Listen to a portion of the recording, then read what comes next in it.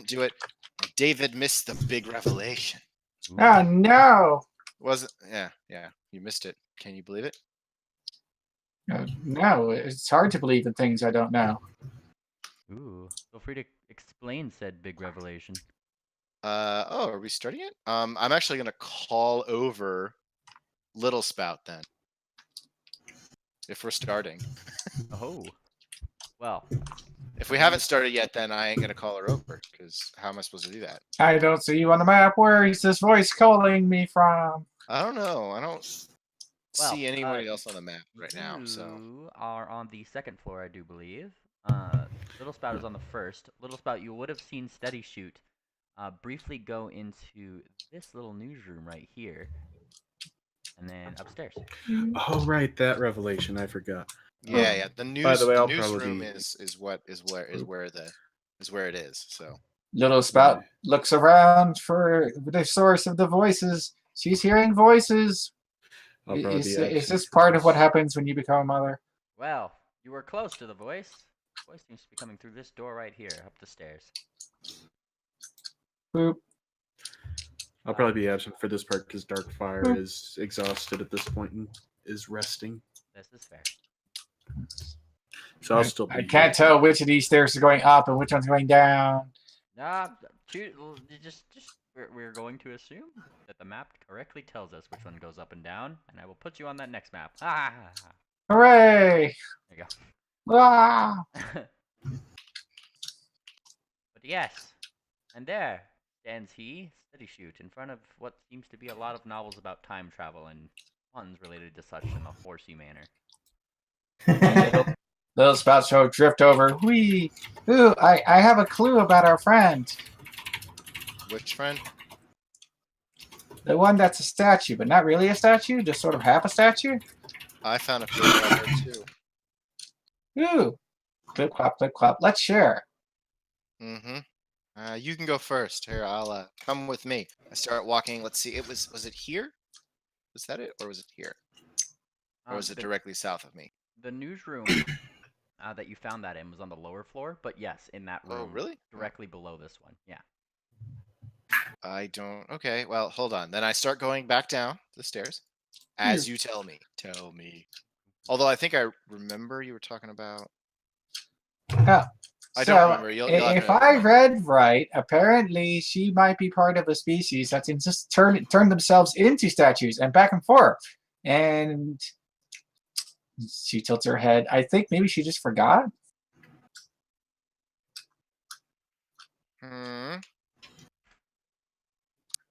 It's possible. There's something else. Maybe something stopping her from turning back and forth? Maybe. I think that's pretty true. So I get back down. Hold on. Where's my stupid... Little Spout looks very proud of her discovery. Right. I go into the newsroom and straight to the clipping where it shows the guards and the announcement. And Little Spout, he leads you to a newspaper that is dated several thousand years almost in the past. It just seems that this is one of their archives of the newspaper.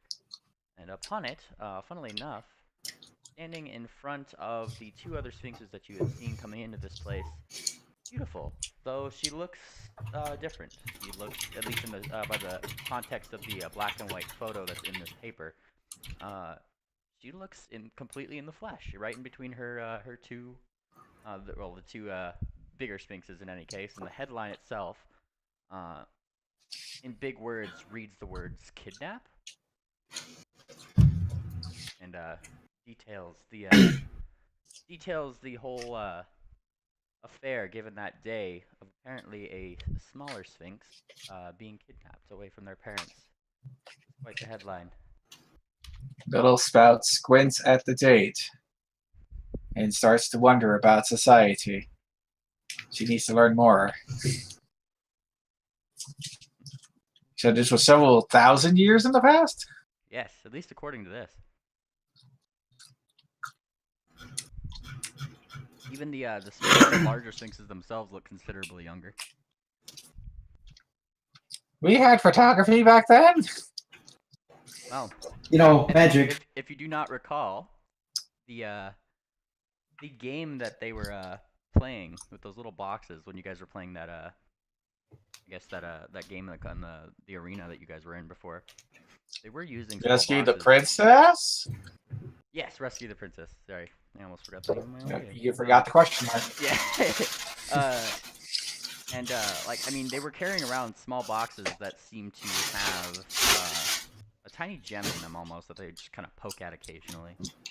You are more than free to give me an Arcana roll if you'd like. I mean, Oh okay. yes, Little Spout is the most knowledgeable at this sort of thing. Possibly the best ever.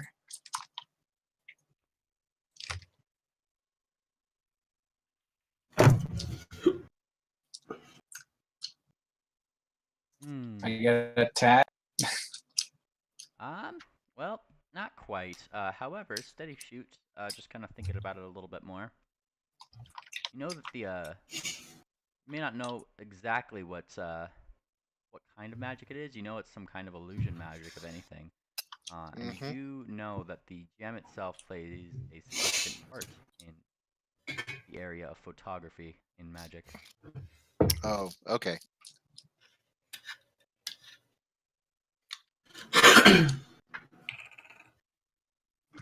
But yeah. Anyway, Little Spout, after realizing that her world is older than she knew, tilts her head a little bit. That's kind of weird. I mean, if she's that old, imagine how many kids she has. unless she's been in that, what's it called? The tunnel the whole time, sitting around doing nothing. That sounds equally terrifying. Well, she seemed like she was like in a weird, coming out of a trance when we got there. Either way, she probably needs to come here again. Do what? Do you not see the article? Little Spout looks over at it. And she reaches up and she taps it. Tap, tap, tap. If this is thousands of years ago, then I'm pretty sure everybody involved in this article is not here anymore. Except that she is that age, and we see, I point to the two figures that look a lot like the people that were guarding the gate. Little Spout tilts her head just a little bit harder. Tilts it back the other way. Oh. Do you think they're still looking for her? We should ask them first. Shrug.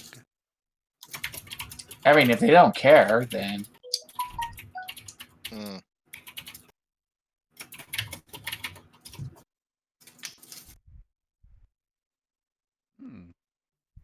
well, I mean, they're just outside. She points. Point.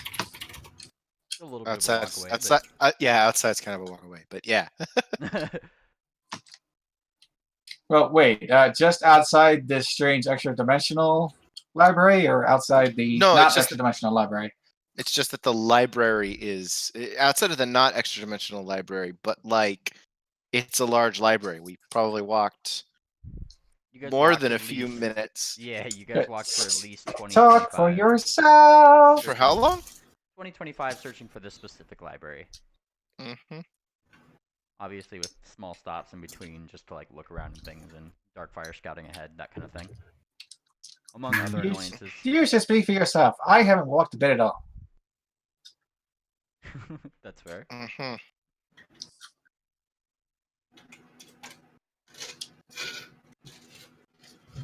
But yes, it would be a walk, but yes, that's not entirely incorrect.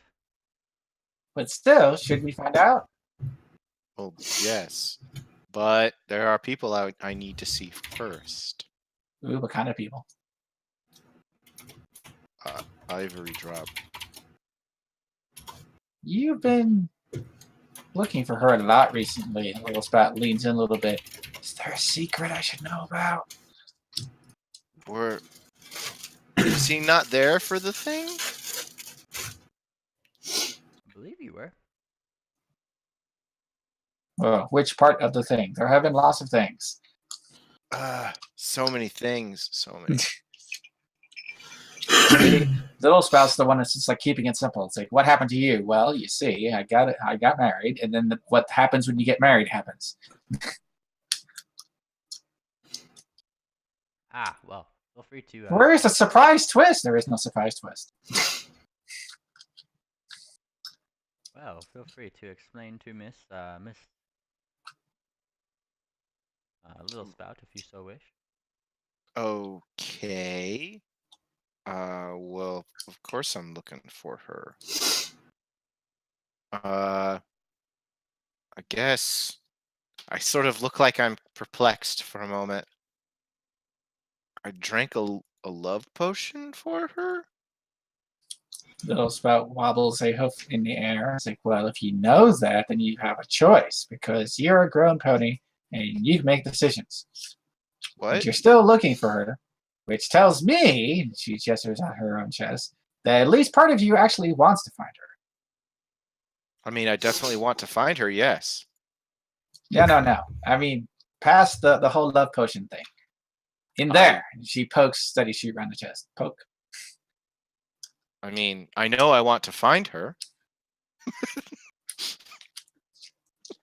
Little Spout applies hoof to face. Boom. Okay. Either way, in love is involved, so I have to help. I'm honor bound. My goddess would like do terrible things to me. Absolutely the worst. Right. Well, that's definitely why we need to find her. Also, we need to find her for the whole. Was she there for the other thing with the explanation of the 3 ivory drops? Ooh, were you there for that, David? I remember that there were 3 ivory drops at some point. Okay, then that's this is basically all we know is that there were 3 ivory drops. Hooray! We are caught up on Little the story. Spout is finding so many things confusing. Why can't everything be as simple as she is? Also a very fair point. Simplicity is the best. So, what are you guys doing?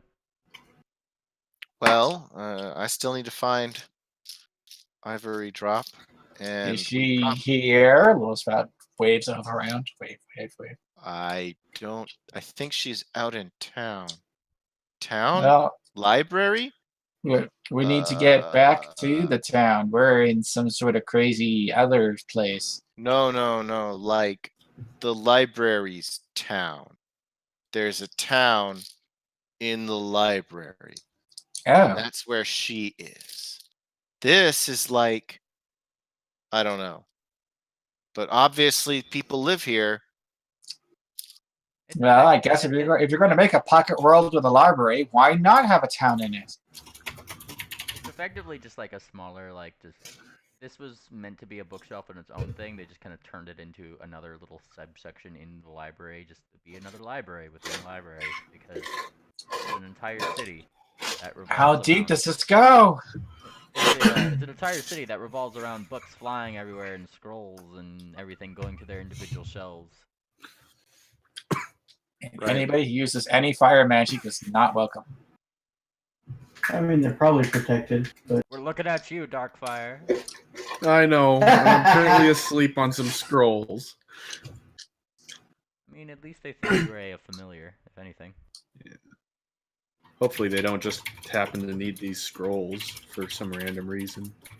Well, they do seem to be quite ancient and dusty, so you have nothing to worry about. At least it seems. Okay. Meanwhile, Star Dancer, what are you doing? I forgot what I was doing before, so I do believe... I think I was going back to find the others after finding whatever I was finding, which wasn't a lot. Well, let me go back to this stat really quick. You were on the very top floor, yeah? Yes. You were going around looking at things. You found a lecture hall.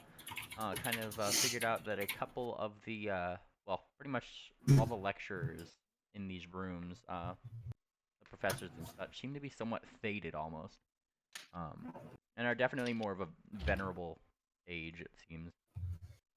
And that's what you were kind of looking at before you exited this part. And I can kind of draw on the map just kind of like what this looks like. So look over to the right side of this little map layout here. If you're able to, actually. Hang on, I think I put walls up. I'm inside there. Hang on, I can put something on the... I can't put it on the map there. However, let me just move you right over here, so I can just kind of draw something out for you. This top floor is effectively... You have the whole library, right? And you have... I think you're looking at a different map than you have me on. Huh? I think I'm showing the bottom floor of the library. Oh, did you move around? I think you did. Hang on. I see Darkfire. Oh, you're on that map. Sorry, I'm on the wrong map. I saw your icon on this map, and I was like, oh boy. There you go. That's an after image. That's Probably. I was about to say I'm not in the library, but this whole place is a library. So, I do believe so I'm not in that library. You still came in through here. Yep. Okay. Cool. I'm caught up to where you were now. Big enough library? That's fair. And I'll kind of put where Steady Shoot and Little Spout were, because they were in this room, and you did see them go into here. Boop.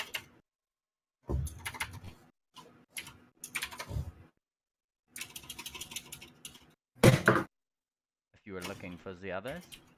I just see Darkfire move, and I don't know. I didn't see whatever room the others went in. Steady Shoot and Little Spout were in this one. Okay. Okay, now that I'm caught up, I'm guessing I will go to them and get caught up. All right, we show you the looks from the sphinxes around. right. I'm sure they are too.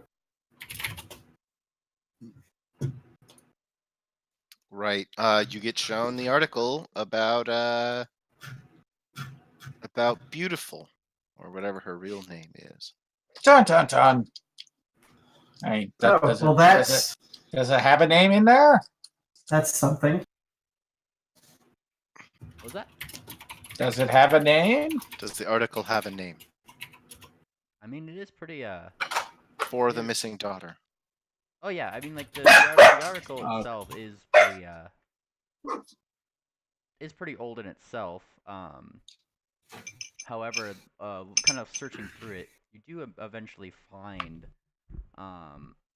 the name, at least something that would point to what her name might be, which is labeled as Amenta. At least in context, just kind of reading through some of the sentences. Sounds like it's Amenda. Huh. Amenta. Wait, okay. Say that again. I'll type it for you, actually. Amenta. Okay, because I'm That like, would be good. I heard Amenda, and then I heard something like Momenta, and I'm like, wait, what? No, you had it right the first time, except the T instead of a D. Amenta. All right. I mean, what are you gonna do with that? Yeah, what are you gonna do with Amenta? Obviously, put it in your mouth. That just does not sound right. You're right. That is It lewd. absolutely didn't. It absolutely didn't. Please strike that from the record. Please strike that from the record. Nope, it's too late. No. Edit that out. Edit that out. I marked it as 18 plus. Edit that out in post, man. Come on. Be cool, man. But yes, and All right.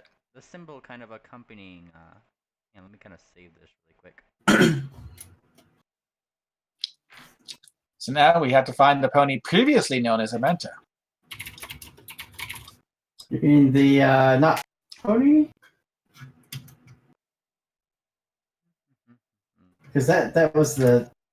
Well, normally I'd say that sounds a little discriminatory, but because of where we are, I don't know if us being discriminatory matters right now. I don't know if that's a good attitude to have? Awesome.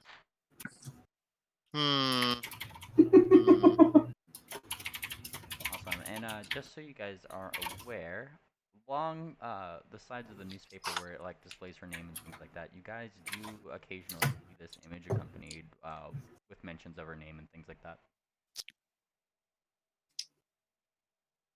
What is that supposed to be? And a menta.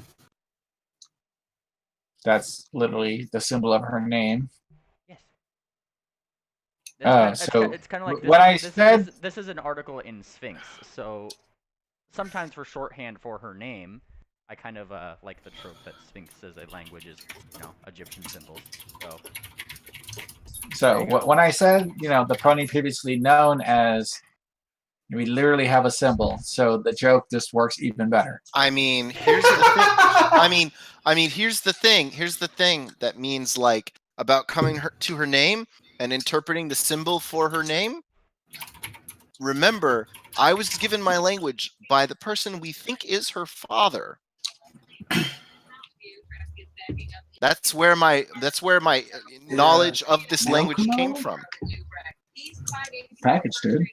I mean, yes. Did I lose? What's going on? You got a package. Oof. I mean, did you hear me, Duck? Oh, You yeah, were the I heard person. you. Okay. But yes, I mean, you kind So of. remember, my mastery of the language came from someone who probably knows her name. Yes. Knows her name. Huh. However, a menta, given your vast knowledge of Sphinx now, can mean a number of things. Feel free to give me a. I mean, If linguistics is the role. Actually, you could either give me a linguistics or you could give me a knowledge history. Something I forgot to mention last time. I'm bad with I'm bad with both of those things. So here we go. And just something I hadn't mentioned last time, just because the need for it didn't really come up too much. For the next day that you are in this library study shoot, given the fact that your mind is literally abuzz with the infinite knowledge of the Sphinx, an ancient one, you technically right now have the ability to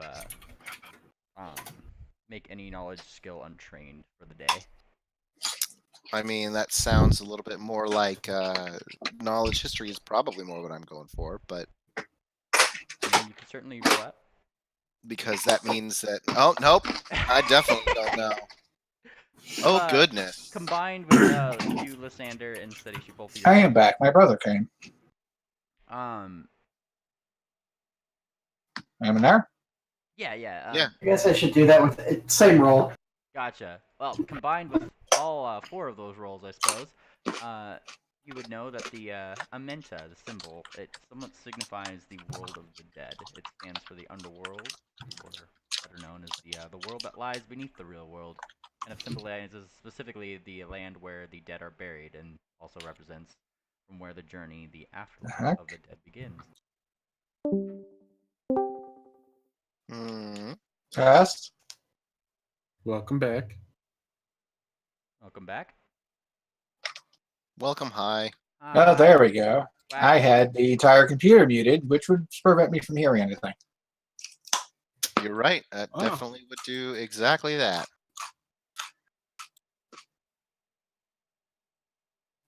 Anyway, hi. Hi. Hello. Yeah, my brother came and distracted me. Did you guys? But now he is gone. Were you guys able to glean that description from what I said? Say it again real quick. The Amenta symbol, it signifies the world of the dead. It somewhat stands for the underworld, or better known as the world that lies beneath the real world. It symbolizes the land where the dead are buried, and thus also represents a place where the journey of the afterlife of the dead begins. Huh. The symbol itself stands for.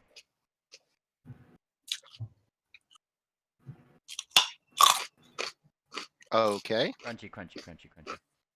Someone's crunchy. Little spout shakes her head. Like, no, that's not how the cycle works.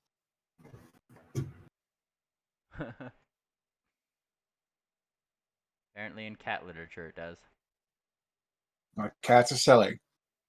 Meow. Don't let Isdale catch you saying saying that.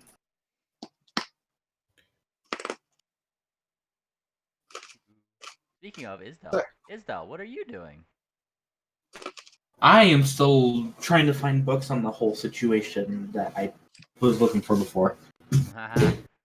I do believe you were looking before, and I believe you did find something.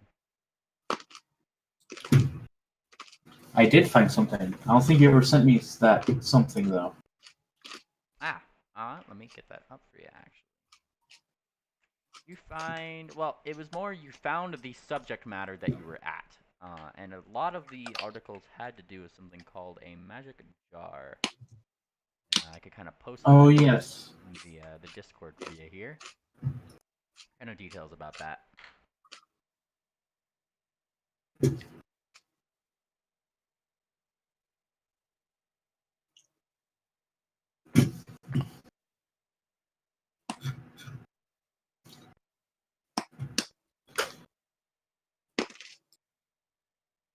Was there anything else you were looking for related to that subject?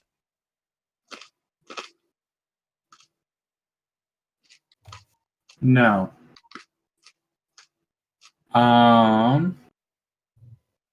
He's just gonna wander around now until he finds everyone else.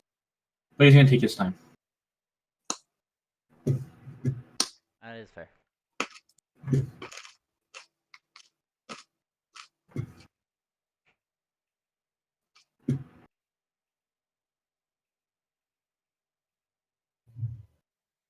Awesome. So we go back to, I guess, the trio.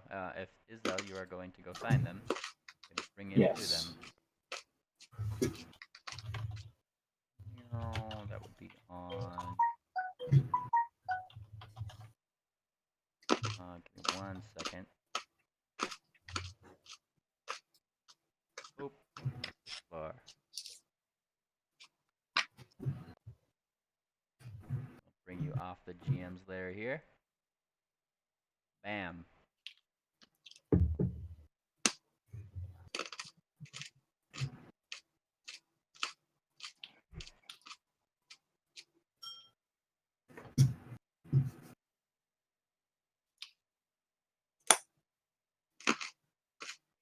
Also, just pointing it out again, somebody is crunching a fair amount.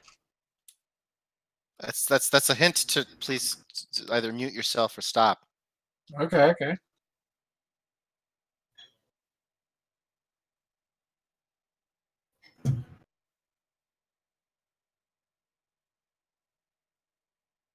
Hello? Hello? What are you guys doing? Sleep. Well, I need to figure out where those people are, and I don't know how to.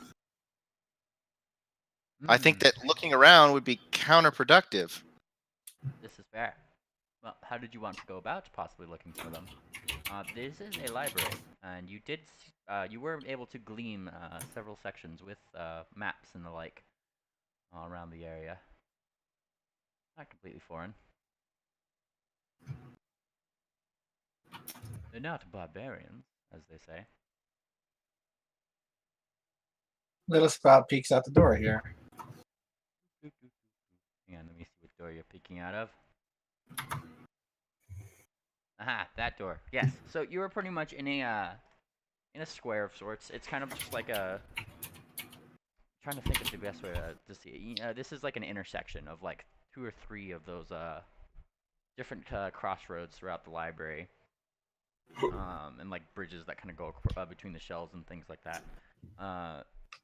Big enough that this building just kind of sits comfortably in the middle. All the places just kind of connect into it, and Are those guardians that were there before still there? Or? oh no, those guardians are about like 20, 25 minutes away. This is an entire city that's a library that they let you into. Mm-hmm. And I can kind of pull you back if you need, David. This is pretty much what the inside of this library looks like. Let me bring it. Clearly, Little Sprout needs to fly up and look down. find where you are anyway. Thought I just saw you. There you are. Boop. So this is effectively what the library, it's like the scale of the library that you guys are in. There's what you're looking at. But rather than people, imagine sphinxes. As you do. That's too much for my brain. Yeah, those birds are kind of like that are flying like up in the thing. I mean, they're not. Imagine instead of birds, those are more just like books flying to their individual shelves and that kind of manner. And those walkways kind of extend between them. You guys are kind of in one of these central. Yes, I would imagine no matter how big your library is, you really don't want a bunch of birds just flying in. Yeah, it's not the best. Probably why they put it in this, It seems like a bad idea. yeah. But yeah, you guys are pretty much on these like central square areas, like that's kind of open here, except you're on like more on the ground floor of all of this. And all of the like the intersections just kind of meet inward, to this building. And so it is. Yes. Okay. Alright, check something real fast. How far in are we? You said like 20 miles? About 20-25 minutes. 20 minutes. Yeah. I mean, it would At a be, normal walk. yeah, and that's just like occasionally being stopped or having to wait for Darkfire to scout forward. It was just a thing, and like there was more than a couple hecklers on the street that didn't seem to entirely enjoy your guys' company in this place.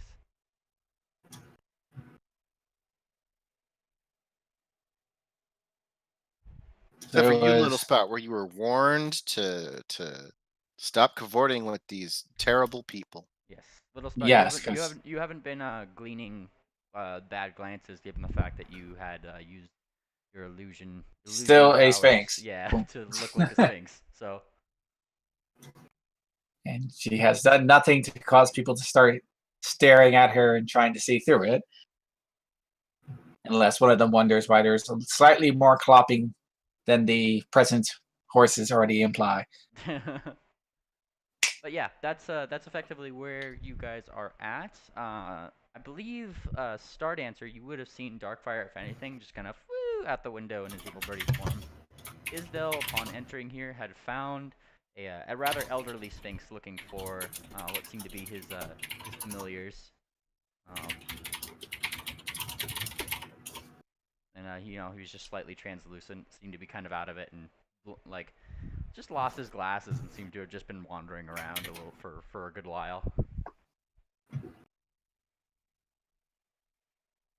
That kind of generally would catch you up to speed, I suppose. Very well. Well, if nobody else has any ideas, Little Spout volunteers to go and ask the Guardians right quick Well, in the most direct manner possible. as you do. Is anybody else accompanying Little Spout, or are you guys going your separate directions again? I think I'll continue with at this point. Sounds good to me. What about you, Shoot? Oh, where is everybody else going? Little Spout is Steady going shoot. to go talk to the big ol' sphinxes. Right. He doesn't know if that's a very good idea for him to be with her at the time. And you say that, but you actually know their language. You know one of their Although languages they well. do know Terran, so that works. Yeah, I was gonna say. And that's not a DM invention either. That's just on their sheet. They know that language. That's just a thing that Sphinxes know. Yeah. Go figure. Kind of funny that, like, literally on their sheet that he shoot, I felt so bad that, like, they literally didn't know any of your languages. Yep. Well, I only have the 2 languages, so That's yeah. fair. That is very fair. So, we have Little Spout going. I did not get confirmation whether you were going as well. I No, got I'm a not confused, somewhat plaintive deciding, but nothing more than that so far. He has declined. Right. Declined. So, Little Spout, start making your way through the city, and funnily enough, you get a couple funny glances from people going around. A couple of them kind of mutter something along the lines of students in their reducing spells. They just kind of like shake it off like, oh, juveniles will be juveniles kind of thing. Until you are somewhat toward the end of that gate. The gate is there. It kind of has that round circle on it. It's glowing a little bit. However, the glowing, as you kind of look over at it, kind of disappears. So no more than free to go to said door and utilize it as you please. And Little Sprout shall nudge it open. Nudge. You are greeted to the sight of the door opening, and before you, kind of still looking outward in a stony manner, are the two sphinxes who have since seemed to settle down, back facing forward. Though they seem considerably smaller than they were when you first met them. Little Sprout shall wave excitedly and shall speak in the slow grinding language of stone, which makes her sound slightly less excited, but still really excited for a rock. Hello. And it takes a second. And then you eventually hear a response back. Why, hello. And now the statues themselves don't move. Hi, do you remember somebody named Manta? And you more get an immediate kind of feeling from this mental talk. It's just like almost a small, like, either just like a leap of joy or a small tinge of shock. And in a more calm voice, you hear, well, calm for rocks. Of course I do. Hey, rocks are great at being calm. Well, of course we do. Sorry. She tilts her head. Do you know she's still around, right? And to this, the doors kind of slam shut behind you, Little Spout. Yeah. And you kind of start seeing along, like you'd seen before, them starting to come to their up onto their paws, and as they do, kind of like flesh starts forming where there was stone along their body, just kind of falling to the ground, but not actually impacting it as it just kind of whoosh, fades away. And they both turn to you with a look. This is not something to joke about, little one. They almost look offended. No jokes, no jokes. Waving illusory paws wildly. And feel free to give me a small will save. You kind of feel your mind being rifled through as if they're trying to read it. Well, I mean, yeah, it might be, but I actually can't imagine that Little Sprout would actually stop them at that point. Oh, okay. I mean, if you want to, you can certainly just kind of like go right ahead. Like, pretty much. and It's like somebody's trying to charge through your square. Do you stop them? Nah, they can go through. Well, yeah. So they start kind of rifling through your mind like a filing cabinet would, kind of picking through. And they deem your intentions were truthful in their own regard, and they kind of. And that's when she starts pushing. No, don't look in that one. That has the romantic rock story in it. And I mean, they seem to be 100% like kind of like you glean the things that they are trying to get through in your head, things that. Yes, which is why she got really defensive when they got even close. And I was like, no. Yeah. And specifically, they start going around the time from when you'd first entered the cave up till current context, looking at everything that you pretty much have seen of beautiful. Right. But ultimately, Little Sprout is kind of pragmatic, and it's like, wow, this is literally the easiest way to explain. Why would I stop that? Well, she has no sense of what's the term? She has no sense of personal space for others, but also no sense of personal space for herself. There you go. Hey, it's only fair. And as they kind of pull that mental link back slightly, getting the information that they had been seeking, Briefly, your mind just Download kind of is complete. filled with a little bit of a rattling riddle. Just there's lots of things are suddenly going through your head all at once. Just for the next hour, you get to make any knowledge skills untrained, if you so please. Yay! Little Spot will be so amazing with her +1 intelligence. It's pretty much just like you had just gleaned like the vast intelligence of a sphinx trying to go through your own mind, and so your head is just abuzz with all this knowledge for a little bit. And it is at that moment that Little Spout can realize exactly how she was maybe not exactly doing the things Splash Chatter would have approved of, and she strokes her chin. I need to look more up of that. And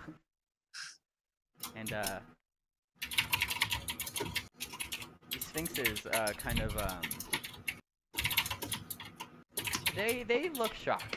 I mean, they've had this plaintive kind of elegant manner to them for the grander scheme of when you guys had met them initially. This is one of the first times where like their eyes are definitely opened a lot more.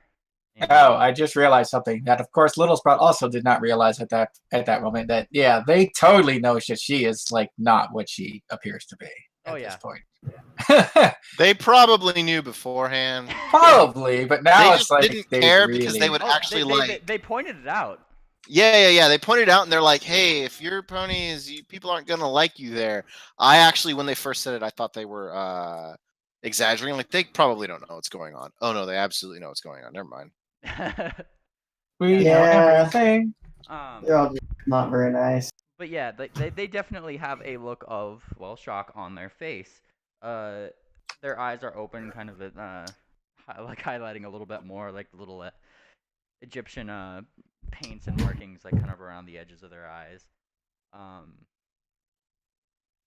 And one of them just kind of sits down. They kind of they try to resume their elegant looking figure, though one of them kind of curls up next to the other, as if to like let him do the talking. His eyes gleam a little green once more, and you kind of hear that voice in your head. That voice in your head, and after a moment, it's kind of like you feel the link there, and then it speaks. Why did you stop them bringing her in? At that point, she tilts her head. Which one? Oh, beautiful. And they seem to consider that a moment, like, beautiful. What? Oh, and then like, yes, beautiful. We thought she was being kidnapped. And I mean, they don't smile. No one explained the damn thing. Yeah, they didn't smile. They don't frown. But you do get the message back. This place is a haven for sphinxes. Of course, she wasn't being kidnapped. Of course, you. Wait, is she a sphinx? She is. Oh, are you asking them or are you asking me? Yes, asking them. And they I mean, they do kind of smile at that. Why, of course. Seems like you could use a library yourself. I see why you've come here. At this point, she like waves her illusory paws a bit. Wait. So sphinxes can turn to stone. Special ones. Okay, so she's special. Why can't she turn back from stone? And the female one next to her just kind of looks a little bit more saddened. Just kind of directs her attention to you with that little same greenish gleam in her eye. Never had the chance to show her. Oh, well, shoot. Oh, it's just like sinks to her haunches. Well, I mean, we've been here for a while. Why didn't they try shoving her through again? And then the other one kind of gleams a little bit. Well, 4 random ponies decided to zip their way through here. They probably didn't think it in the best of safety. Oh. Am I in the room with this or this behind closed doors? This is way in the distance. Yeah, this That's is what I like figured. this is that 25 minutes away. That's why I was asking. Was anybody going with Little Spout before? I- Right. I mean, I said I was following, but that's beside the point. Oh, if you're following, Oh, then if you're following, then you're there. yeah. That's why I was asking. I was going around asking who was going with her. Yeah, Okay, I missed the part. Anyway, we can consider you there. But Little Spout raises a hoof. Okay, so how do we go back and tell them that everything's okay? And and that, you know, if they just explained what was going on to anyone rather than It being would've- secretive about it, it probably wouldn't have caused all this problem. It would have taken less than a minute, says Little Spout somewhat exasperatedly. and you kind of get this both of you kind of get this ping in your mind of the from the male one. As I've said before, this is a place of knowledge, specifically for sphinxes, which none of you are. I do apologize that this caused more hassle. It wasn't a sphinx that didn't explain what was going on. And he kind of like looks up. Was it perhaps Dr. Amden? Probably. At this, Little Spout leans in a little bit. Now, I know this is supposed to be just for sphinxes, but what I have read has touched me right here. She puts a illusory paw over her chest. And if it's okay, I'm going to bring it back to my people because I think they need to know. Know about? Sorry, I missed what you were. About the proper movements and feelings and love of tectonic plates. Oh. Well, they kind of give you that that kind of a plaintive little head tilt and a small in-head sigh. They didn't really like confirm or deny you doing that, but they continue to address Star Dancer, funnily enough, after your sentence. Anyway, yes, Dr. Amden, I do apologize. He is under the effect of a geas, just as you are. What? And this is where DM reminds you that you guys did all have to roll will saves when you first encountered these sphinxes. We did. I do not remember this. Yeah, I remember they plumbed our brains to be like, "Are you gonna do something bad?" I'm like, "No," but we didn't know if we could trust him. Yes. Oh, that. Okay. Little Spout raises a hoof/paw once more. If you made us make a magic promise, it would help if we knew what it was. You cannot speak to other occupants outside of this place. At least about this place, unless they are, of course, sphinxes. Sphinxes? Sphinxes. Other sphinxes we Yeah. know, though, and like the female kind of pipes in, though only the ones that truly seek knowledge are typically the ones in on this little. Well, I like this place, she says as she crosses her arms. As do many, which is why it needs to be kept a secret. Knowledge is power, after all. At this point, there's poor Little Spout trying to imagine the terrible power of rock romance. Entire nations have crumbled. None can be trusted with it. But yeah. Just so everybody is in the clear on their geas. The geas specifically does not allow you to speak about this library or its contents to anybody other than sphinxes outside of the library. Well, outside the confines of it, anyway. Wait. Does that mean we won't be able to talk to each other about it? Well, no, you guys could talk to each other about it. Like the geas. Okay, so anybody we know that knows about it. Yeah. Pretty much, like if you were going to intentionally be breaking a secret about this library, that is what Geas will. I mean, Geases are specific enough that isn't too what's it called?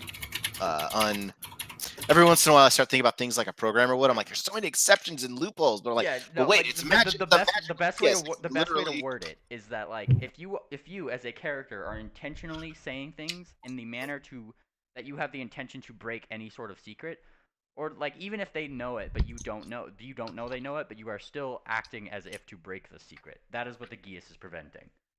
Right.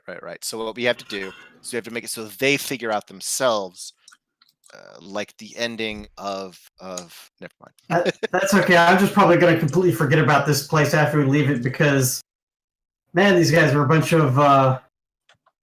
It's like everything you want and everything you hate. It's like both of those things. And All of them put together. they the female one kind of gets a more apologetic look, looking down to you two. I do hope the inhabitants have not been too unkind over the last many years. They've quite. Oh, they've been fine, says Little Spout. Oh, really? I'm shocked. Well, that's because you look like one of them to them. They're kind of. There are many unkind things I could say that I won't. I do apologize for Well, that. if you're visiting a new place, you should try to fit in. Well, it used to be a much more accepting place until this whole event, unfortunately, had happened. Since then, the Sphinxes and inhabitants of this place have not taken kindly to outsiders. Wait, what happened? And briefly, you just kind of get in your mind the flash of the image of the news article that you had seen from with Steady Shoot. Yeah, it's literally the what's it called? That is the inciting incident. Mm-hmm. Ew. Well, if she's okay, then everybody can stop being upset, right? It'll take some time to heal that wound, but I do. We are both appreciative of your efforts at the very least, even if they had delayed her return for a slight amount of time. And the male kind of looks towards you, Star Dancer. Would you like to? Would you both like to fetch her? Yes, please. That's probably a good idea. And the female just kind of like looks to you, Little Spout, who you seem very excitable. And your friends? I guess we should get them. Well, if my memory of your memory recalls correctly, you all had been traveling together. Yes. I don't know what they were doing. Which they would also know that she doesn't know what they were doing. And the male one just kind of closes his eyes for a second. Darkfire, can you give me a will save? For no reason. Yes, I can. From how far away is he? The distance does not matter. Does it matter that I'm asleep? I don't think so. Oh, hold on a Like, second. if that did have a difference, it would only be to lower the save. Ooh. So my save. And the male Sphinx's eyes just kind of like they squint shut, and you see him thinking exceptionally hard, which is not a look well that's really becoming of him that you've seen at least so far. He just kind of opens his eyes again. Your friend has a very strong will. Yeah, I got help writing it. Kind of felt in your dreams as if somebody was attempting to scry on you. No, not the muffins. And who else is in the library? He closes his eyes again. Isdell. Yes. Isdell, give me a will save. Where are you people? Or I could just cast message. I mean, you certainly can. I mean, they're still trying. You said that you were wondering where they were, and Isdell, you start getting the brief feeling as if somebody is watching you. And the male Sphinx says, "Looks like he is still within a small library within the confines, not too far away from here."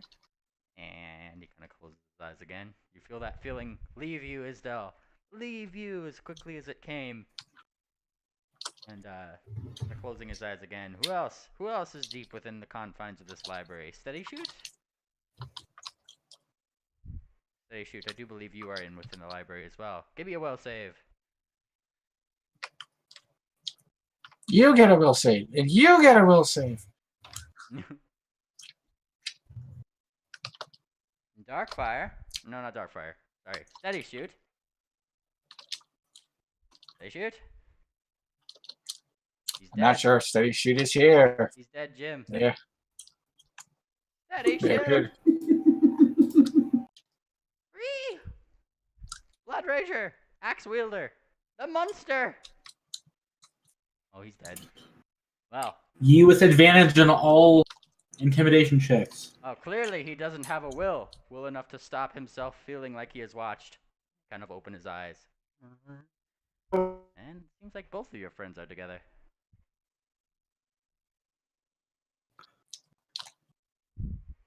Nah. And he looks... His tail just kind of... just like left and right. Somewhat knowingly. He's like, yeah, I know where everybody is. Kind of thing. Is there anybody else that you were looking for? They kind of look between you two. Well, how are you going to get them here? Well, I could pull them here, though I do feel that is rather rude. Just a little bit. Yes, it is. But you're not here to complain about it. Well, you will be. Not. You will be. Well, and he can. Anyway. And I mean, the female, her eyes kind of do like a small little gleam of yellow, and in Sphinx in your head, Star Dancer, you kind of hear. I mean, we've done it before, though it's mainly in defensive purposes of this place. Not be averse to it. Okay, sorry about that. I'm back. Hi. Welcome Hi. back. Could send a message spell to have them all meet us in front. Oh, okay, so I'm headed to the front. Okay, so yes, I cast messages spells. If there's no one else around me, then I get to walk through with nobody. In your dream, Darkfire, you hear, "Hey, hey, get over here."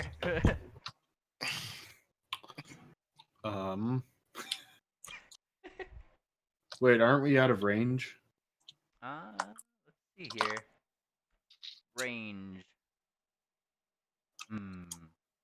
Are you within 210 feet? It didn't take you 20 minutes to get to the entrance, though. Yeah, that'd be a bit of a walk.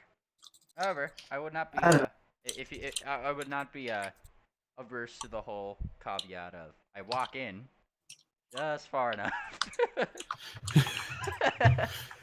I mean, I'm not against that if that's just what you are doing. Nothing is super, I guess, Yep. time sensitive in this case. Well, I mean, we're going to meet them there or something, so I guess we're walking toward the entrance, send them messages to meet us there. It all works out. Hooray! Okay. Eventually, one way or another, everybody gets a message of, "Hey, get over here." Come on. Oh. Stop not being here. I was just sleeping. I come on over there, I'm like, what about And that- finding... As you kind of open your eyes, Darkfire, you are met, like, you kind of blink and your eyes open and you start feeling like a piece of paper just plump, plump, plump, like hitting up against your nose, trying to get into the place that you are. Plump. Plump, I kind of plump. try to get out of the way real quick and let it slide in. Now, question. Are you out of wild shapes for the day? Because you are extremely high up into the air. I had one left. That's why I was trying to rest, is because it's like we've been up for a long time now. We've been up for days. Neon Finals week. So I kind of quickly, as I realized what the message is from and whatnot, I'm like, okay, I just got to make a quick stop real quick. I take off my gold pouch, set it next to me, and then change into an eagle. Very nice. You are an eagle. Ah! And so I grab that in my talons, or in my talons, Uh-huh.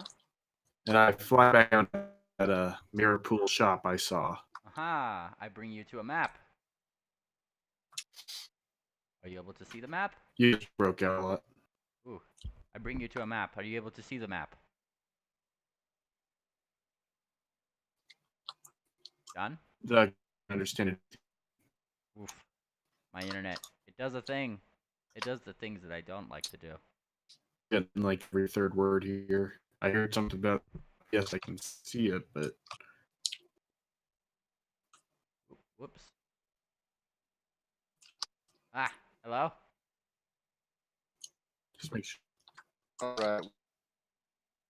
Oh boy. My internet is doing a thing. It's just fine. Just, Poor Dexy internet. Hello? All right, well, with the DM, I take the. Alright, it is time for me. He's not here to stop me. Hello? it's Like, also, this is also kind of like a video game, and I'm gonna do anything I want. Hello? Hello. It's nice to see you. Hello? I don't know. He didn't respond. He didn't respond. Still doesn't. Alright, I've connected I mean, my that's hotspot. okay, 'cause I can hear said things. Hooray! Hey! Alright, so what I was asking was, do you see a map? Yes. Okay. By the way, I'm already out. I said since you weren't there, I just take the mirror pool and leave. And we also all took a free level up. Ah, okay. Wait, what? I Level ups. Now we're talking. But I mean, you fly down here, and I mean, she's modest. It's kind of built into the side, and um, even as you tap on the door, it looks like heavier than something you'd be able to like push in a normal, at least normally in this form. Though, kind of tapping upon it seems like they account for the fact that familiars do shopping on behalf of their masters. So the door opens. Inside, you are greeted with the smells of somewhat of an apothecary, somewhat of books, a magic shop. I will kind of put Awesome. where the Mr. Sphinx is. Where's a kitty cat icon? Oof. Right there, behind the desk. Plugging away to things. He is slightly translucent in his own regard. Okay. All right. Well, I kind of waddle in the way that eagles do when they're walking. You actually came in on this bottom right over here. There's like a little Oh, door. I see it. Yeah. Okay. Click, No click, problem. click. And he doesn't look up. So, what brings you in here? I was looking to buy a mirror pool. You and everybody else on this block. And I kind of just take flight and go up here and maybe accidentally scatter some papers. Well, he kind of he looks about his papers. I see manners are not of your master's variety. That being said, I put my head in. Oh, sorry, he's distracted at times. he kind of gives you a look befitting of a sphinx who is slightly of the mind of saying things that are on his mind, though he decides against it. Well, he kind of looks back down at his papers. You want a mirror pool? That is quite the expensive commodity. And he kind of holds up a claw with a little just like money symbol. You know, he's kind of fiddling with his fingers. See, that is I a material resist. component that is required for certain spells. I resist the urge to say that I don't see why he needs money if he's. What was that?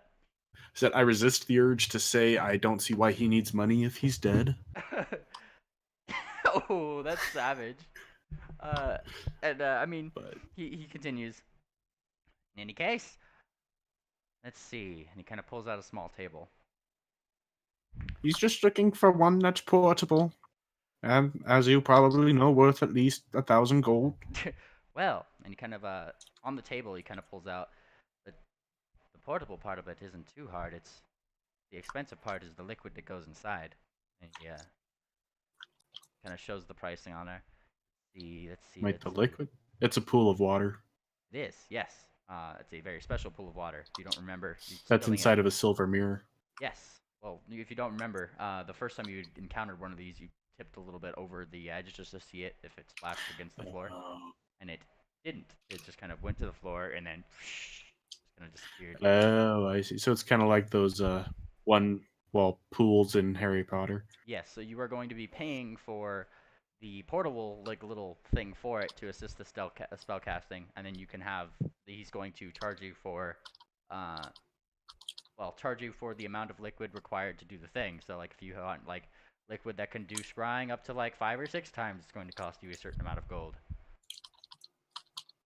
Think of it as wands and charges, though with liquids in a little portable pool that he kind of gives you a vial of that you can pour into it. Oh, I see. Would I know how to get more of this on my own without having to come here to buy it? You can certainly give me a knowledge arcana check. Oops, that's spells, not skills. Knowledge arcana. There it is. Nice. I mean, you certainly know that the magical nature of it is not found on the material plane. Boy.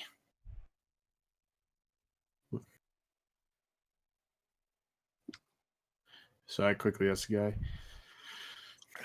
if my master's indisposed and is unable to come by from your great little shop, where could he go about finding some more? He kind of gives you a look. You're trying. I tilt my head at him. You're trying to take over my business, aren't you? No, just looking to do some spell casting. You're technically correct, so I can't have you roll bluff. Charm? Make him roll charm. Yeah, roll your diplomacy.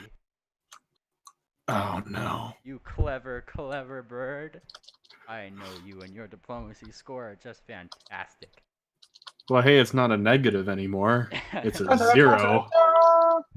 You've evolved. Oh. My methods are my own. But I digress. I am not against selling to you. Kind of pulls up his little chart again. 1,000 per charge. Another 1,500 for the basin in which it goes in.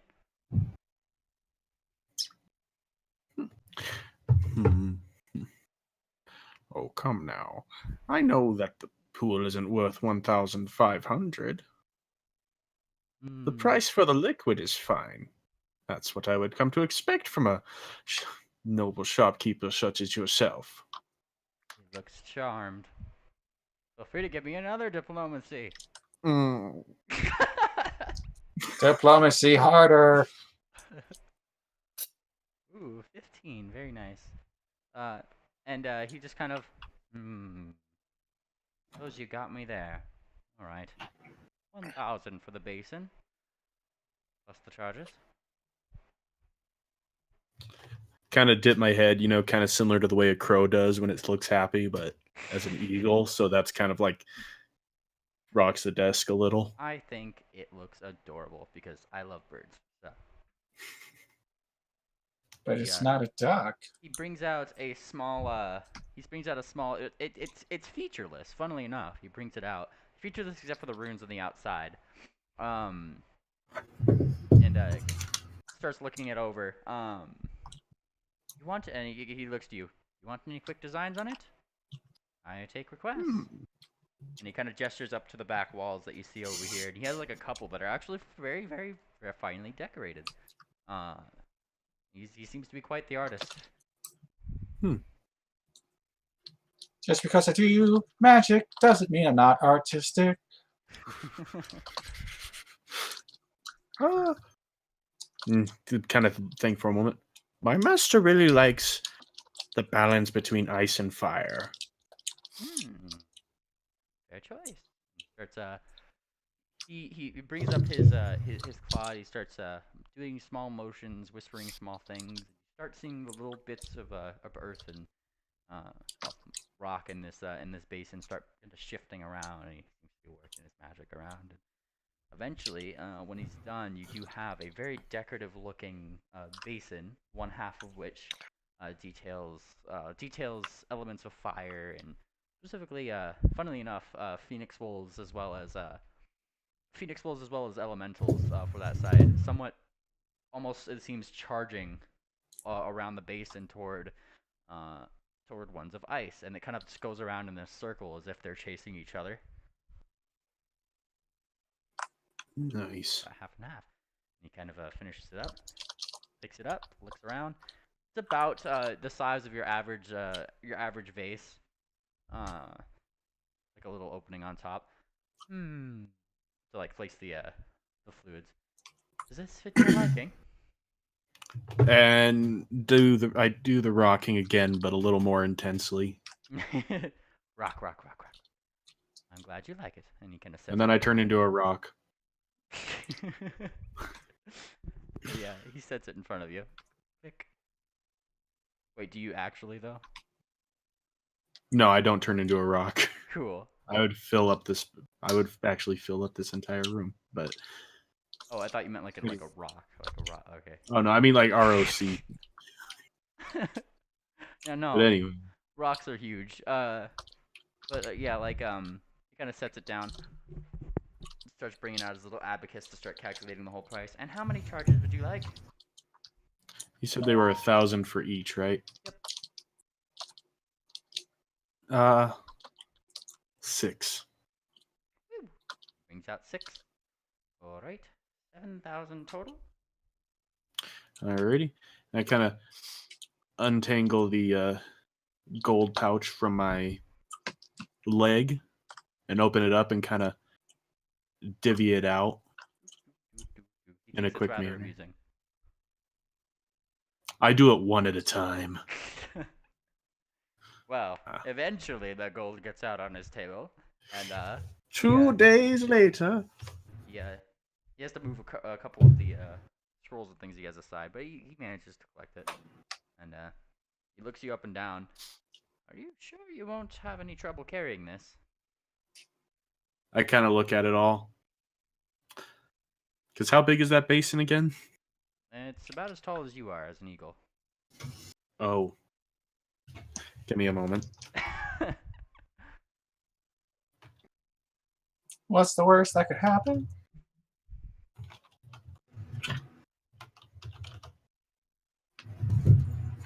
Let me look at this thing's strength score. Oh, that's with a strength of 10, do you think it could? I'm actually not too sure how that works, David. What is the carrying speed of a strength? All right. What is your size, first of all? Small. So you're a small, not quadrupedal, 10 strength. Is that correct? Correct. I am an eagle right now, so...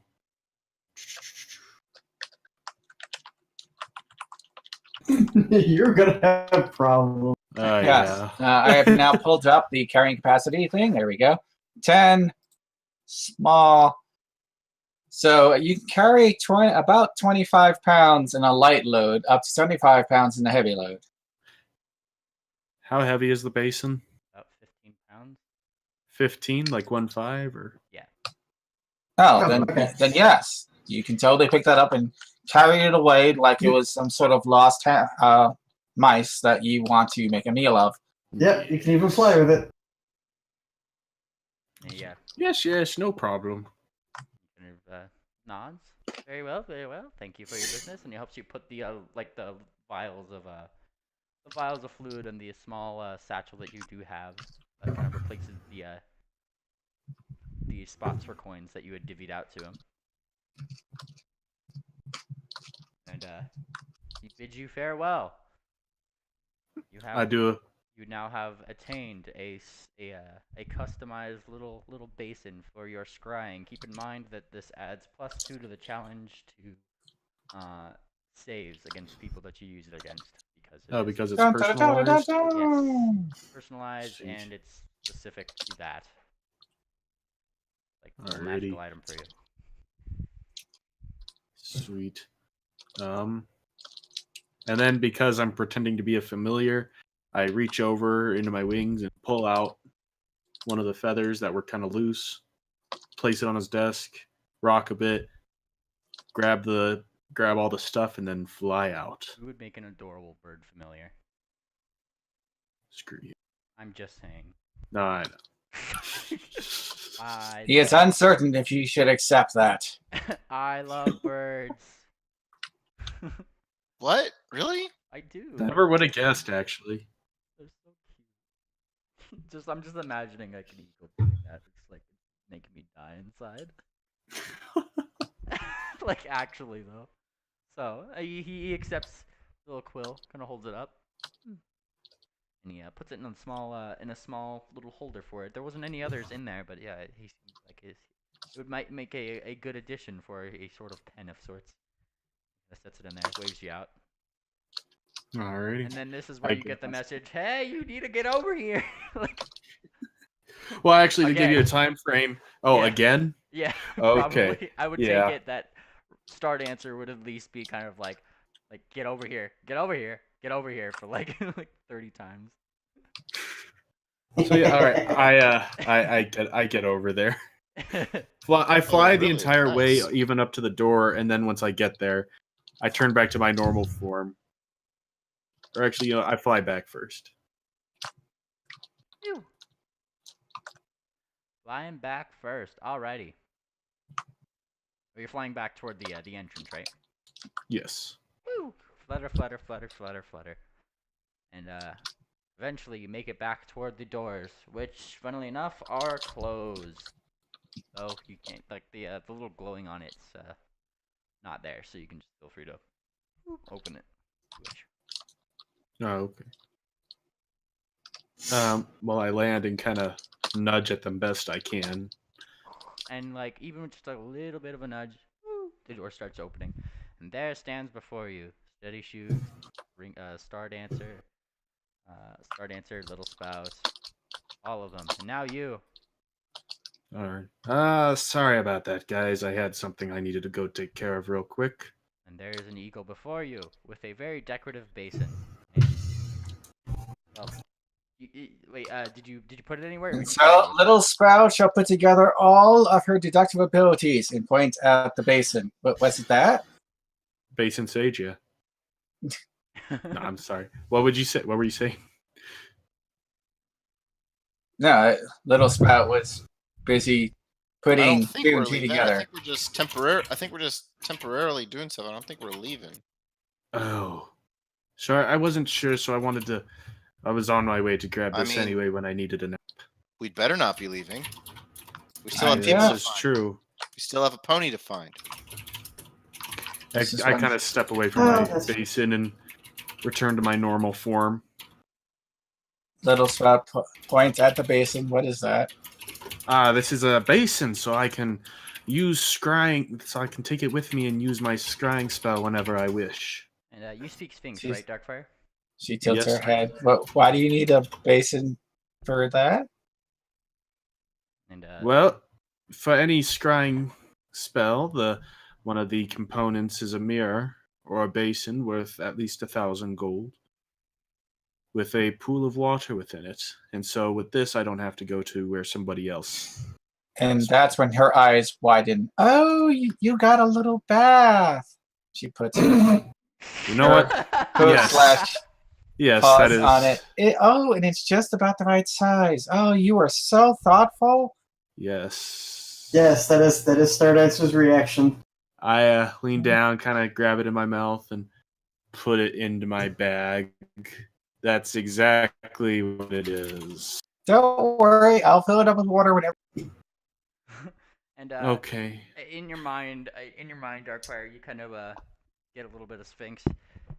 Were you scrying? Are you saying you're looking for somebody? Well, on occasion, I'm looking for several people, I reply in Sphinx. Most Okay. recently, it has been one Ivory Drop that we saw in this library. Oh, is she the pony that came in here before you? Yes, with Definitely. the Sphinx Ankh, Ooh, I'd Ankh. imagine. What a name. No. The male Sphinx just kind of closes his eyes. Well, Miss Ivory seems to be just out and about, looking through the shops. That's right. And how many shops are there? Oh. And like he pulls up his paws. 1, 2, 3, 4, and he looks up with a smirk. I could continue. I'm saying it's not. I don't think it's easy to find her if I don't know what shop she's at or where she's at. Well, she seems to be around town. He kind of closes his eyes once more. Somewhat near a shop about watches. Better watch what you're saying. Watch your step. Yeah, they open their eyes. She is around a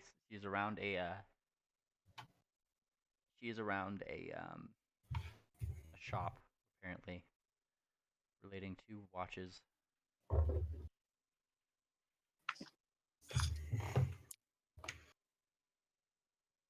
And the Sphinx just kind of starts musing to himself.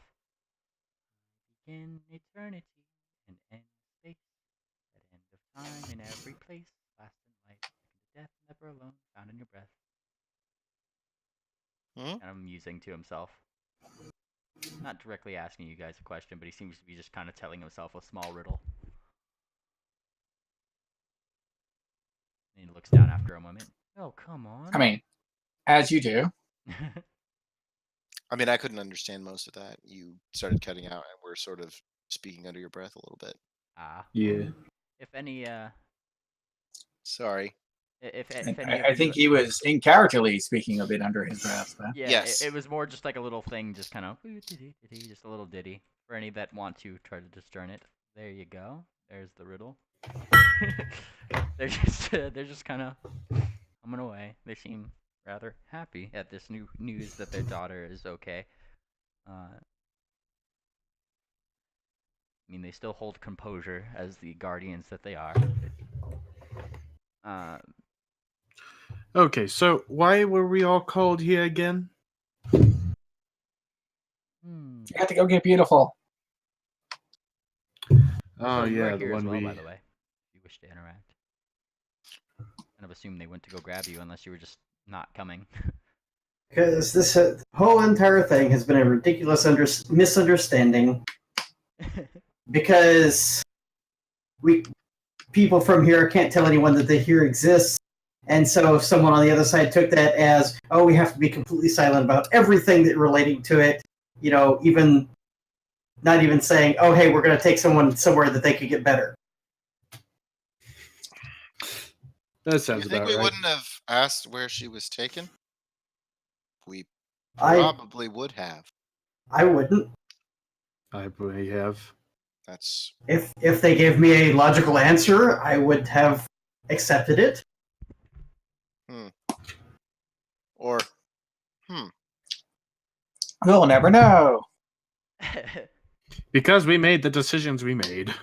But instead, they decided to be ridiculously secretive. And the male Sphinx is just kind of like, no, sorry, the female Sphinx is kind of just like, seems to be waiting, like as you guys are kind of talking about this. Kind of rolls her eyes. Ah, fine. The answer is the letter E. And kind of turns toward the portal. Well, the slab that was the portal. Do you wish to go back? Fetch her. I can certainly let you through.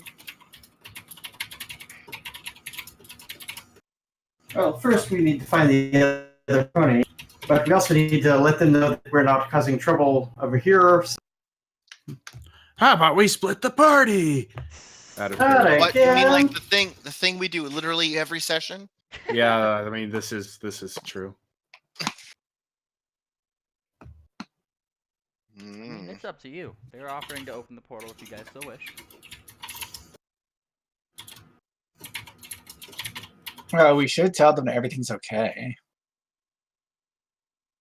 Yes. If we don't get arrested for it, that is. Mm, I don't know what we get arrested for, but if they're willing to keep this a secret. This wasn't common, by the way. Fair. These Sphinxes look thoroughly confused.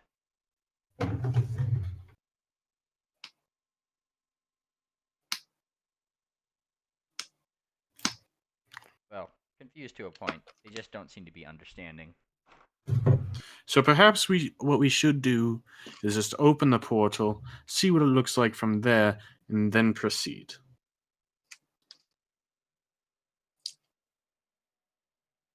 Little spout nods. Might as well. All right. And I'm just gonna point out again that the Sphinxes in their current form don't look nearly as big as they did before.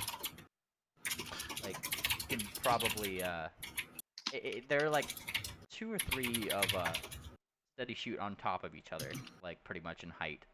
So they're pretty big. They're just not 20 stories tall. They don't look 20 stories tall in this context right now. They did before. They have shrunk from Colossus to just huge. And that's not like nothing. Oh no, it's more than huge.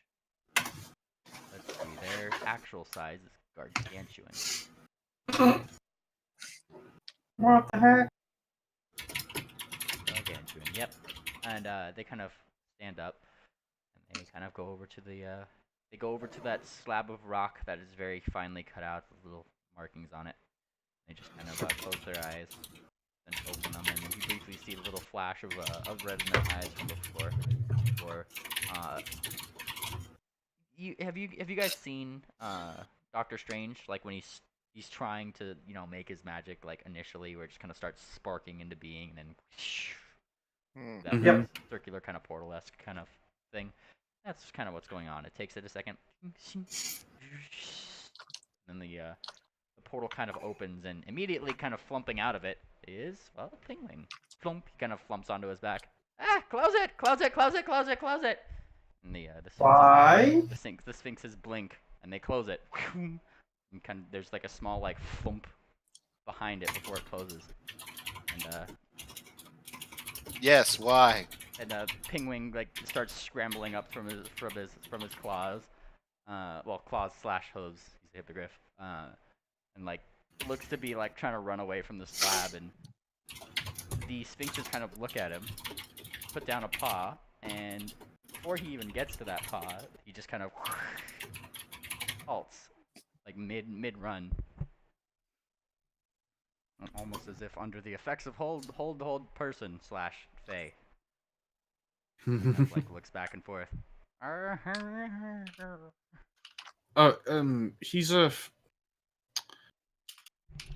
He's actually a friend.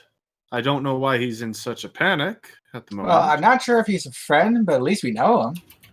I mean, he was pretty panicky back when we met him. So This is true, but he did help us get here. And the Sphinxes just kind of like look down. And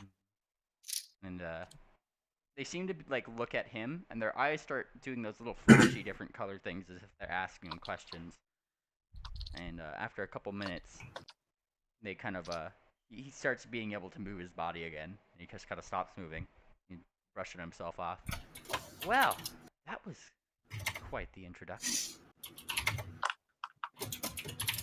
Quite. Thank you. Didn't think I was gonna get out of that one. So, what exactly What happened? did you just do? Yeah. He kind of First step, panic. he kind of he looks almost not like ashamed, kind of not really ashamed, just like, well, I did something bad. He gives that shruggy kind of look. Well, taps his claws together. May or may not have caused problems with a certain spell to hold open that portal that you guys had run through. Like a few hours ago? He kind of like nods. Yeah, took him a little bit to find me, but ooh, he was mad, and he kind of gives a little shudder. Oh, that's when Griffin, was it? It was so scary, and he kind of like huddles down to the ground. Well, would you look at that? I kind of come up and I lean down. But look, may have been scary, but look at the reward you found. And I kind of motion to the library and the sphinxes. Are you still in your eagle form? No, I turned back and you put like put the basin in my bag and whatnot. Ah, well, as you kind of pat him on the head from like in a small bag, pops the head of a small penguin. Promptly starts nipping at your paw, curiously almost. Nip, nip, nip, nip, nip. I kind of look at him like, huh. Kind of flumps out, and he just starts doing that like belly slide thing across the floor and just kind of testing out the floor, it seems, and he seems almost experimental about it. And Penguin kind of opens his eyes. Not ice. The penguin stands up. He looks disappointed.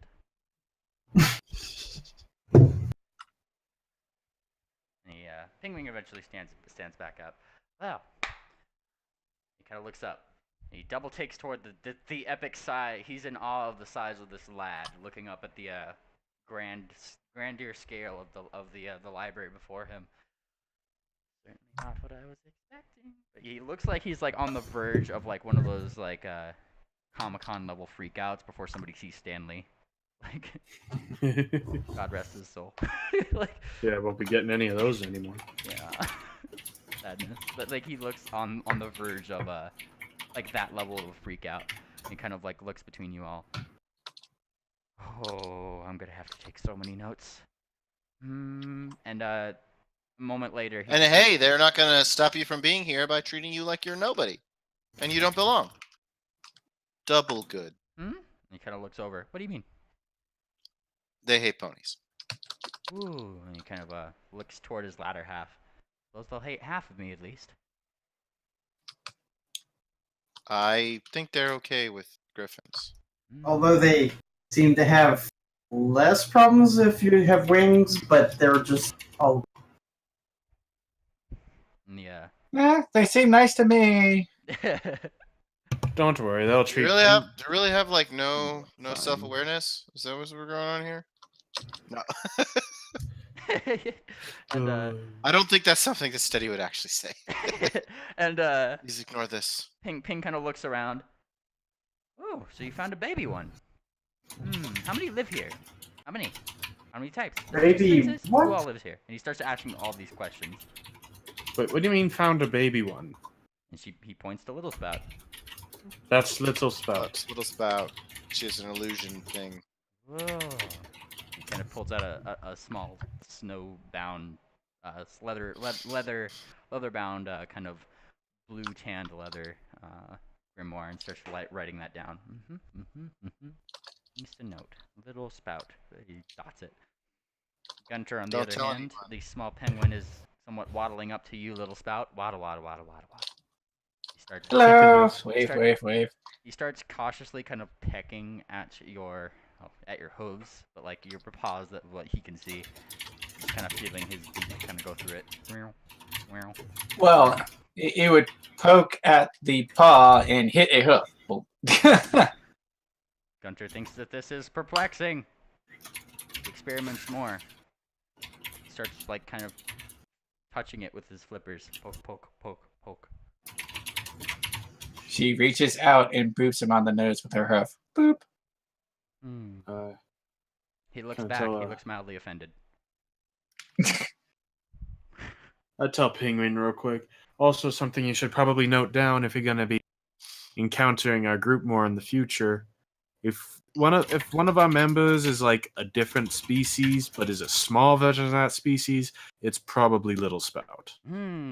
Oh, you're giving away all my secrets. Have to take a note from you, Little Spout. For I, and he kind of holds up a claw, am a fugitive of the law, the academic law. They didn't want me to know about this place. And the sphinxes kind of look down. Rightly so. Little Spout crosses her arms. And now that you're here, you're going to be very polite and only read the books and always put them back exactly where they came from. How many books And do not they make have lots here? of noise for other people who are oh my Oh. goodness. She rolls her eyes. I think it would be easier to count how many books they don't have here. Honestly, it sometimes seems like You I don't know, know. It's almost like they have every book in existence. Wait. besides Wait. all of this, what's going on the other side of the portal that you were in such a rush? Ah, ha, ha, and he starts laughing. Hmm. Nervously. Can I? Let's just can I just stay here for a couple days, maybe? Maybe. Little Spout raises a hoof. No, I want to finish what I was saying. Go ahead. Well, you see, there's a dimension of fire, and there's a dimension of water, and a dimension of earth, and this, and she throws out her hooves wide, it's a dimension of books. Oh, wow. Welcome to the plane of knowledge. And the sphinxes do address you all. Well, your friend has it right in a sense. This library houses every physical copy of writing in the material world. Still riding high from her knowledge kick, she raises a brow. Wait, how does Princess Luminous not already know about this and or rated it in an uncharacteristic fit? We've had visits. I'd just like to say, out of character, I kind of pictured Little Spout taking on like a John Hammond appearance, when she's like, "Welcome to the realm of books." Hey, she was doing her part. But yes, at least for Steady Shoot and Little Spout, a little bit of knowledge on this kind of taps into your mind. Yes, this place does hold copies of every book physically on the material plane. And just kind of an additional thing from gleaning the mind of these sphinxes, this does include things such as diaries and... I was just about to ask that. Yep, diaries. Wait, does this and include the like. does it include things like, hey, I wrote a note to somebody? Is there a hall of notes passed in class? You can certainly gain Yes. knowledge local. Well, I don't feel like knowledge local would work for that. I mean, in this case, it kind of would. Like, it's like the city of books. No, I don't know. Yeah. Considering I didn't find much else that I hadn't already found on Pony Unification, that somewhat makes me happy. Da, da, da, da, da, da. Yes, Yes. it is definitely like a start answer. From what you at least have tried to find, the subjects that you're looking at seem almost wholly unstudied. So your studies are actually adding to the grander scale of knowledge. Which is why they had all of my research journals. Yeah, like... Which annoys me. But Well, they had the... Yeah, I will point out, does it's seem- the research journals that you may or may not have, like, published. The ones that weren't, specifically, those ones, pretty much only you were able to open, and you kind of felt that, like, if you read any personal journals for that, in that matter. well, I mean, it would be hard for anyone else to read it anyway. Also very fair. It's only written in like 7 different languages. Only the most learned of scholars. Or somebody with comprehend languages. Damn spells. But Penguin just starts... I mean, even comprehend languages would probably give them a headache just from the. It's like, wait, this doesn't. What? just like very confused. It's like their mind just has to keep switching with the magic. Uh huh. But Penguin just starts kind of rifling through his closet once more. So, yeah, a couple days here. Should be good. Everything will blow over. What happened? Nothing. And he kind of waves a claw and he starts moving toward the doors. Let's just... This doesn't go sound this like way. nothing. Hey, Penguin. Let's go this way! And he keeps on do? walking.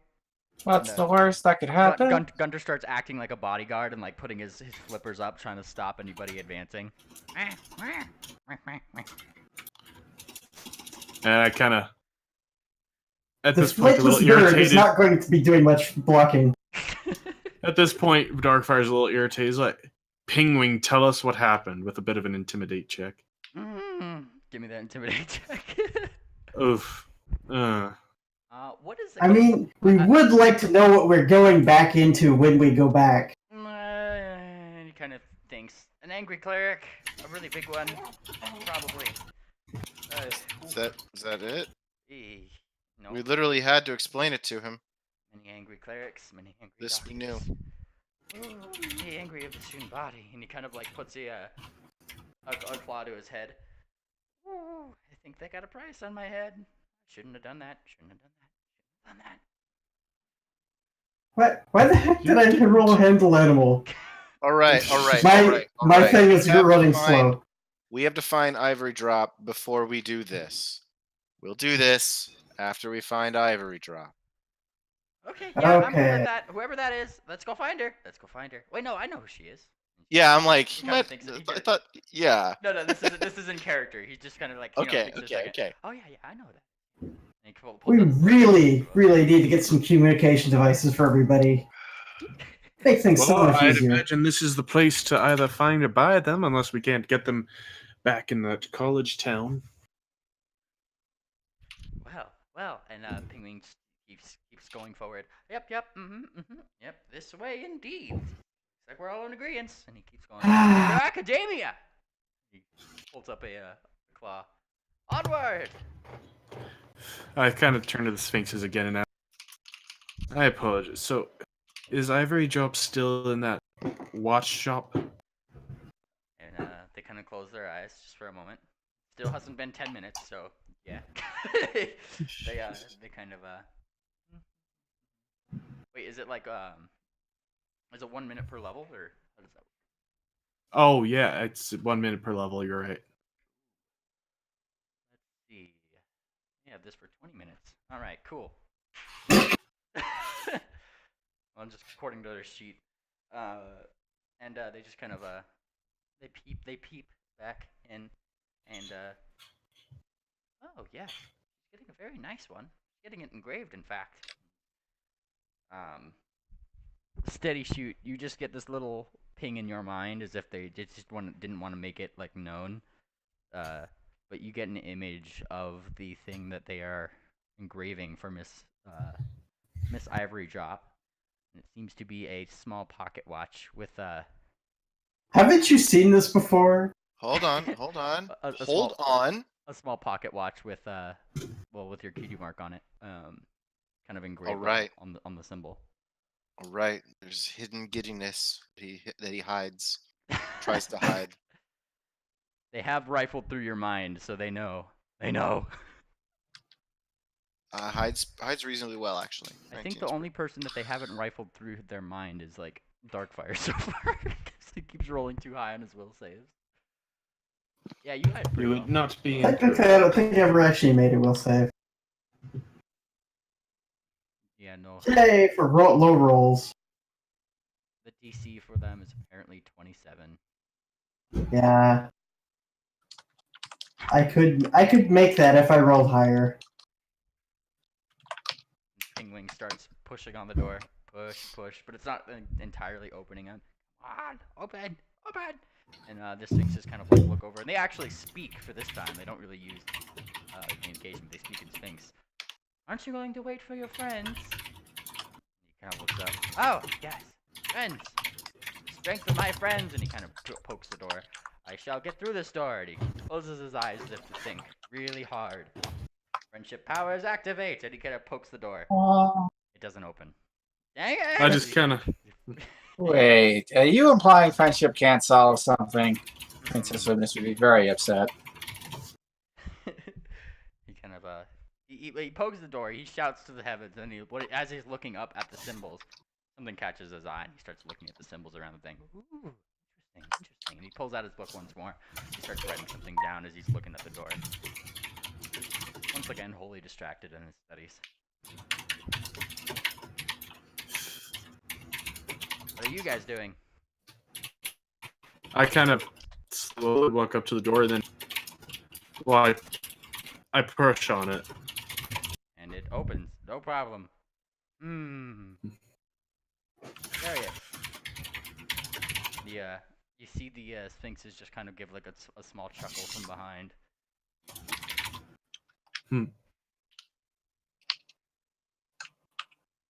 I just kind of. I go ahead and walk back in.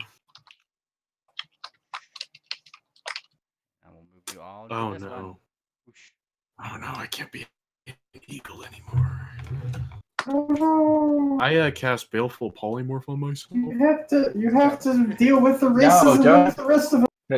Don't do that. That would be a terrible idea. I don't know. We're gonna find out care at all about Phoenix Wolves either, Oh. It- Oh boy. Let me tell which you means what that Isdal and Darkfire both get easy rides. I bet not. Ooh. I mean, Isdell Not from those oofs. Isdell himself still got dirty looks. Don't get me wrong. That didn't change. They just didn't give him as hard a time because the initial thing. Oh, from a I will distance point was out like, before I go back into the library, I will don, with illusion, of course, I will don a T-shirt that essentially has two rocks next to each other, the same rocks that were in that love story. Pink shirt. Was there a What's love that? triangle? Can you be can you be Team Pumice or Team Igneous? Team Pumice or Team. Team Pumice or Team Feldspar? Wasn't it a love story between Wow. Convergent and Divergent? Yes, I believe that is what it was. The two tectonic plates and the terrible. I'm love all story. for Divergent. There'll be like a little subtitle, but it will be in common. And it's like torn apart 1 centimeter a year. It's the most terribly drawn out love story in the world. It's Ha.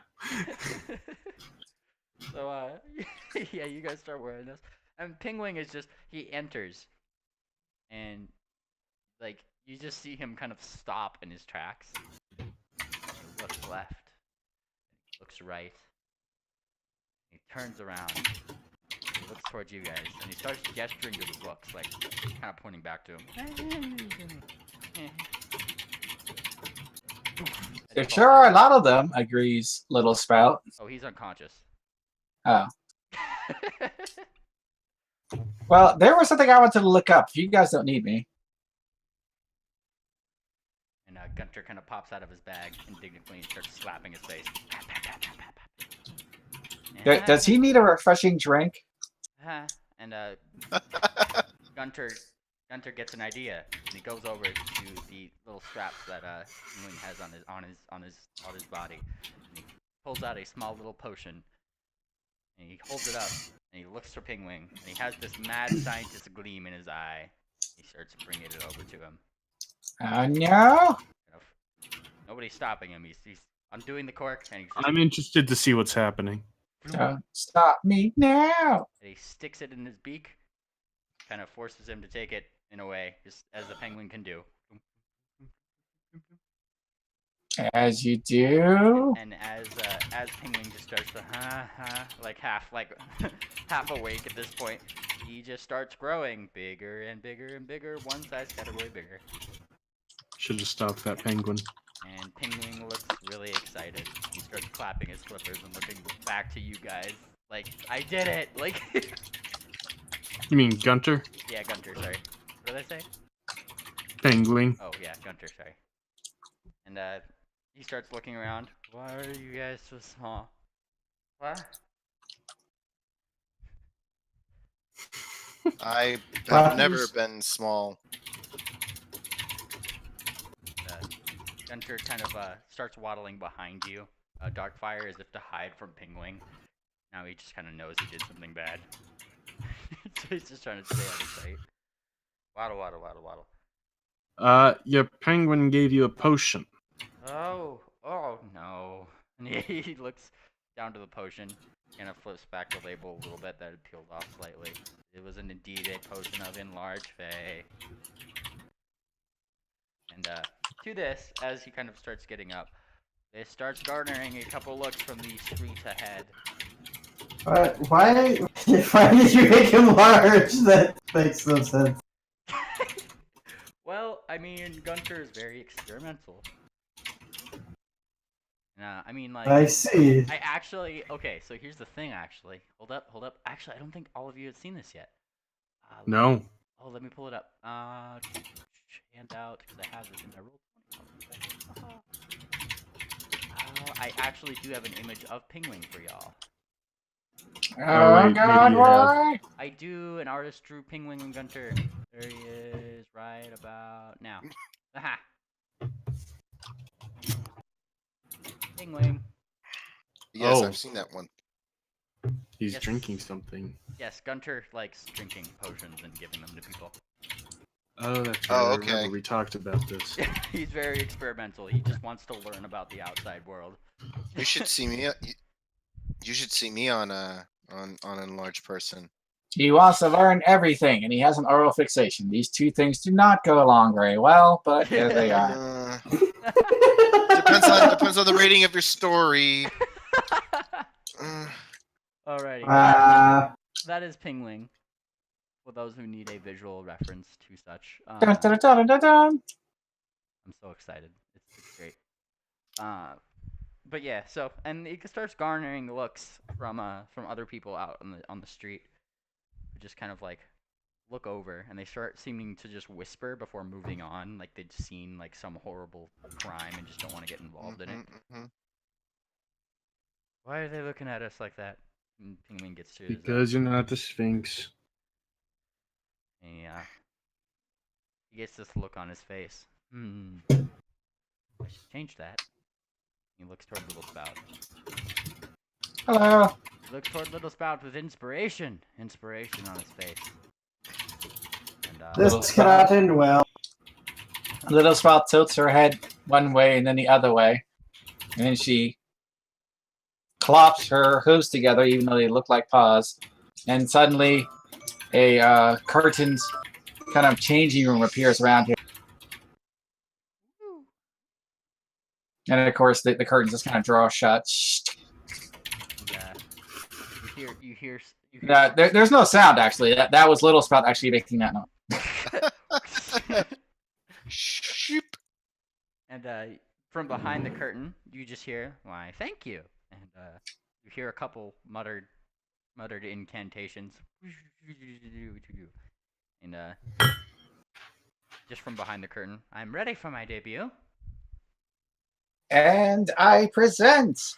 What about your night She view? says with a grand gesture towards her illusion as it's like lifts away towards the ceiling. It just doesn't stop. It like goes right through the ceiling. It just keeps on going. Exactly. And it keeps on going higher and higher, revealing the rather large. He didn't shrink down, but like the rather large form of what looks to be a sphinx. It's pretty much somebody as big as Beautiful was, like in terms of size. I mean, it's pretty probably about the size of me. yeah, it actually is the size of you, actually. Yeah. Yeah. I am a large pony, but I am probably a normal sized pony. That is a large pony. What? And as you kind of You are a horse-sized pony. That's what you are. Yes, but I am a normal sized horse pony. and, That's not what I said. You're a horse-sized pony. as a kind of But I'm not a tall horse-sized pony, or a short horse-sized pony. I am a normal horse-sized pony. Do you understand? That's it. Go to your corner. and the veil gets pulled away through your announcing, and he kind of says his name, Tiet, and he kind of flashes in a very Rarity-esque fashion, kind of a montage, if you might imagine that. Just starts kind of walking forward, and he puts on the most feminine accent that he can, which is quite hilarious given that it's not very good. Well, actually, let me roll his bluff. We'll give him the benefit of the doubt now, won't we? Performance? What's the worst that could happen? I don't think he has performance, actually. Well, then maybe he should definitely roll it. Oh no. Okay, hang on. Let's see here. I mean, his bluff is equally as bad as his performance, so let's do it. All right, unnatural 20. What a lucky guy. He only has a +1 to that roll. And That is one off from a natural 20. yeah, and he just starts going along with it. I mean, he's strutting his, well, she rather is strutting her stuff, She's just kind of doing a little ditty. And the people who are newly coming into the thing are giving her a look that, like, it's similar to how they were looking at Little Spout, like, juveniles and their shrinking spells. It's just, juveniles and their enlarging spells kind of thing. And in fact, you do actually see that one, on a passerby, that one old one that tried to bap you with his cane from earlier, just kind of strolling past. He looks up and kind of gives like an approving thumbs up. And keeps walking.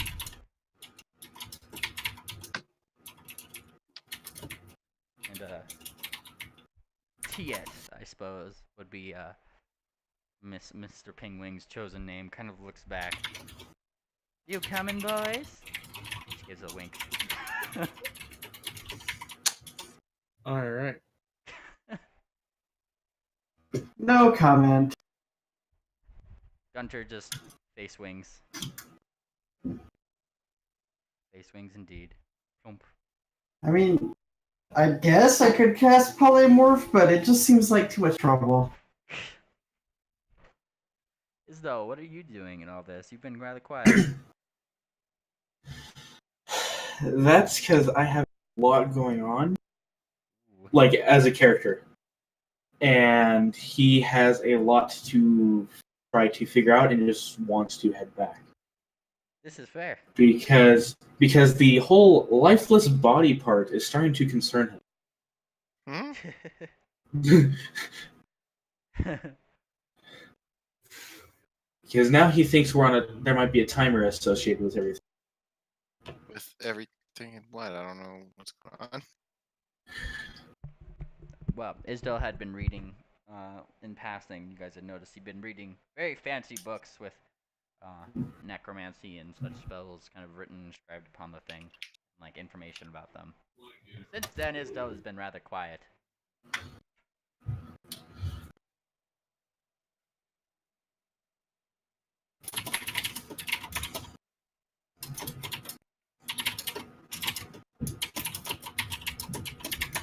Oh, also,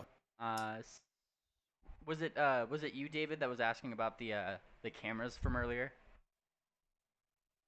I do not recall asking about cameras. Somebody asked about medieval cameras. Oh, well, yes, it just came up that it's like, wait, they have cameras? They had cameras thousands of years ago? Well, with the little glean from the Sphinx's mind, you pretty much get history on the spell called Stolen Light, which effectively gets a little gem, and it just captures a moment. And so they just kind of modified that and turned it into a camera. Magic! Oh ho, it's magic. You know. I like explaining things with magic. You didn't think I had an explanation for this ready. Damn.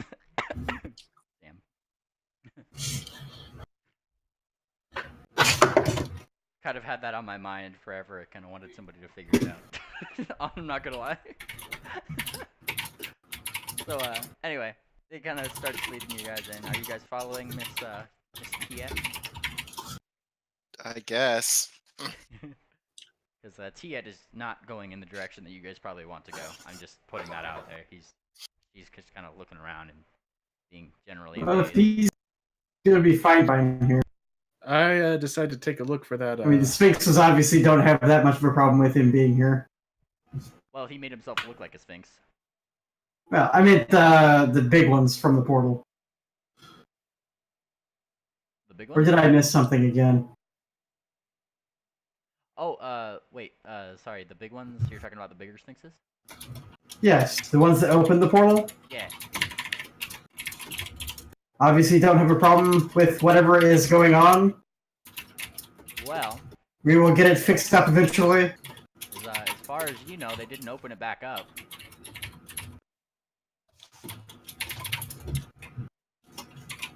The workings of Sphinx. Sphinx ex machina, right?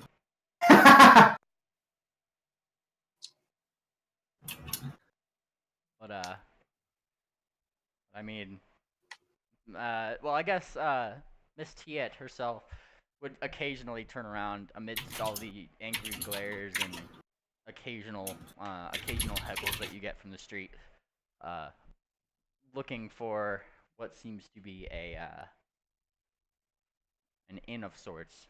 Eventually, she manages to find one. Just kind of there. It's similar in its placement to the library that you guys have been kind of in. It's actually not too far off it. It's just in another little, I guess, like a section of the library that just kind of like intersects a lot of places. Though this one's kind of like more suspended. Like there was like some stairs that kind of went up to it. It's at least 3 or 4 floors up, but the whole building is kind of suspended by the walkways. And it's just called the Quill.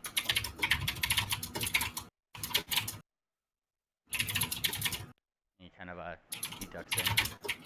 Around this time, this time, the duration on the large Fae kind of ends, and so does he.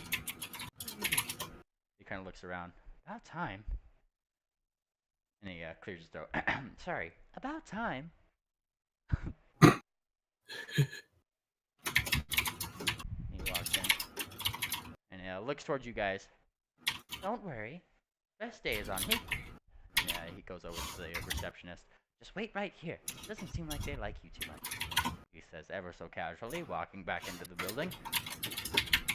I take a moment to look around and see if I can see that watch shop that we know that Ivory Drop is in. Give me a perception check.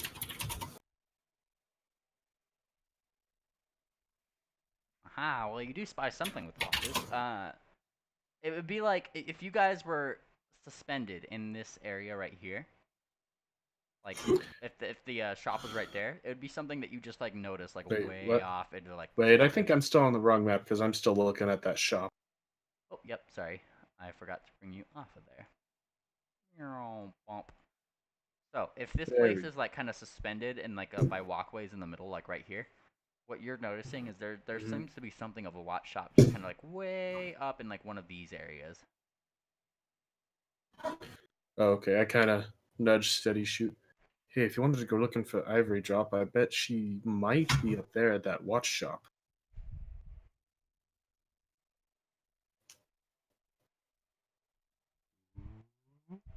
Steady Shoot. What you doing, B? The steadiest of the shoots. Oh no, Steady dies at the most crucial moments. Oh no! However, will Hello? this love story Hello? play out? Hello? Hello. Okay. I had muted myself, and then I unmuted myself, but it didn't. But it didn't care. It didn't care. The but future refused to change. The future refused. I was thinking the same thing. But the muting refused to change. No. Okay. No. So, anyway, so I'm like, yes, that sounds good. Yes, I'll do that. And I start going, probably alone. No one there to be my feathery shield. Me. My troubles all gone. And Steady Shoot takes a leave just as Pingwing comes back with several what looks like room keys. And one for you, and one for you. And he starts handing them out. I have one extra. Who are we missing? Big guy. Where's he go? Where's he going? Well, we're missing Steady Shoot, but I know where he's going, so I'll take it. Okay. And he kind of, well, she kind of just hands it off. Alright, well, I'm gonna go get a rest because, oh, I used a lot of spells today. And he kind of, takes a deep breath and kind of goes up. You have no idea. I kind of roll my eye and I go ahead and follow a little ways behind Steady. Woo! Little Spouts, just so I'm in fairness. So, where Little Spout, Isdell, and Stardancer doing in this instance? Well, if nobody is stopping Little Spout, she has research to do. Important research. Ooh, the most important. Hey, split off again. I'm gonna follow Steady Shoot. Seems to be the only one that's actually, has something he's doing right now. Alrighty, we have 2 following Steady Shoot. One from behind a little bit more. One seems like more directly. Yeah. What's that? Well, if she sees everybody's all heading off together, and she will go with them. Isdell, what are you doing? So, Um, believe the party is mostly together. Yay! A rare but wonderful event. Isdale's gonna split the party. No. How dare you? So you guys are going and doing research, right, on stuff? They figured out where Ivory Drop was, so they're going there.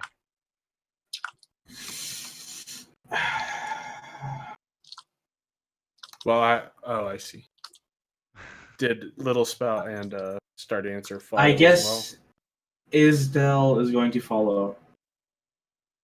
His research was on Ivory Drop. Haha. This is where his caveat fell apart. Who, mine? I assumed you were going to do some research on Ivory Drop.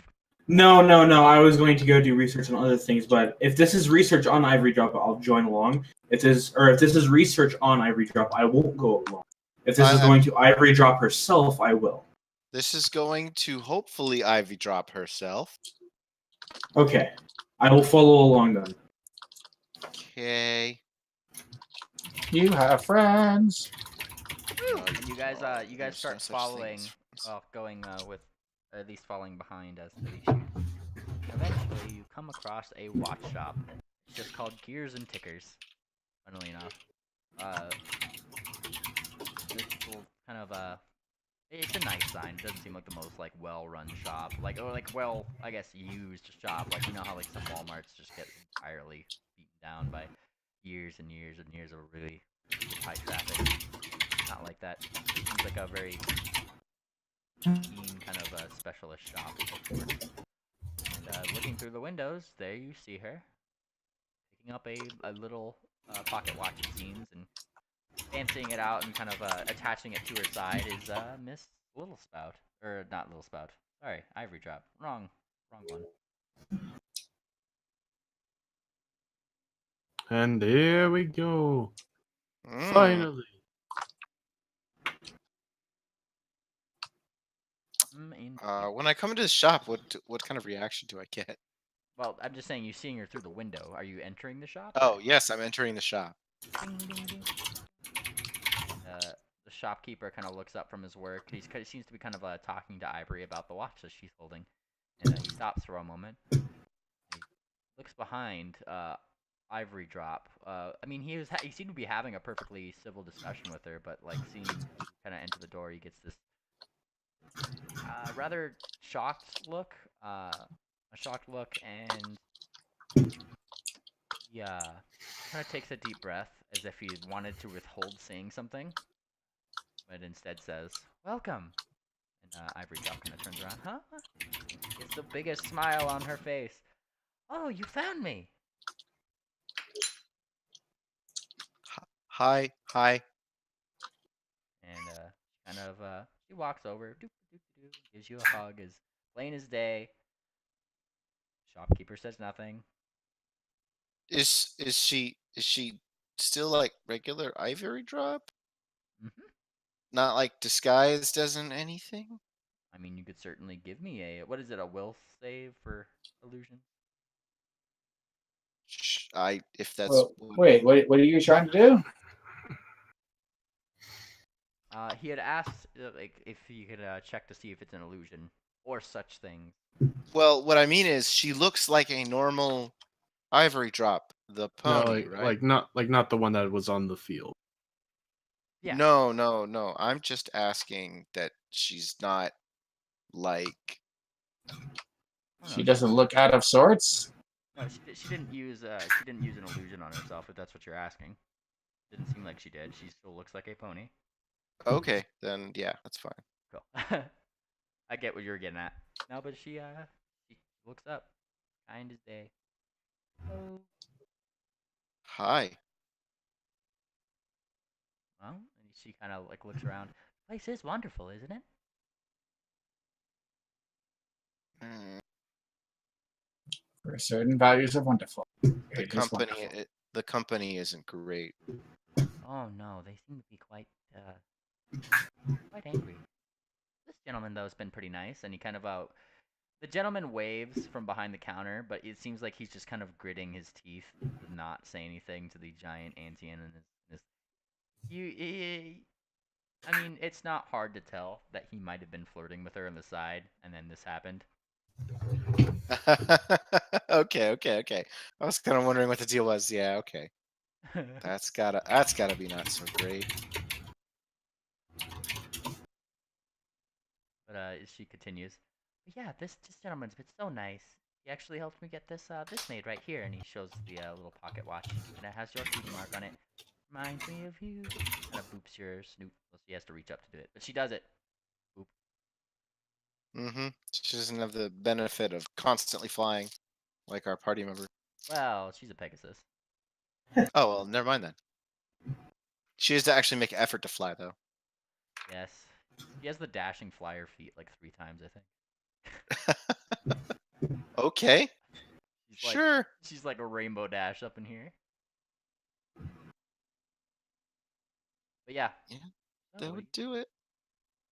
She kind of gives a nudge. Nudge. Wait, okay, what was that? She's I just missed it. nudging you. So. You said something before that though. Oh, I just said like, so what are you doing? And then I realized like we were just having a conversation, so I was just gonna have her keep nudging you. Nudge. I'm like, well, there was. Do I see any of the party members?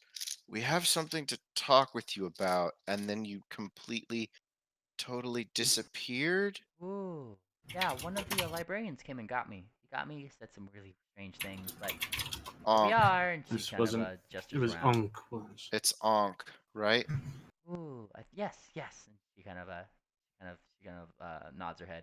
Took me a Yeah, second to remember his name, but yes. we traveled together before. Now, Ooh, you guys know each other then? Well, we thought. Oh, wait, I'm not there. I think this is still just steady shooting them. I mean, if you entered the thing, people were following me. Yeah, you so... said you were following. Well, we were Tyler, kind of so- following at a distance because he said. Bip. Well, I mean, I didn't say anything to stop or encourage you.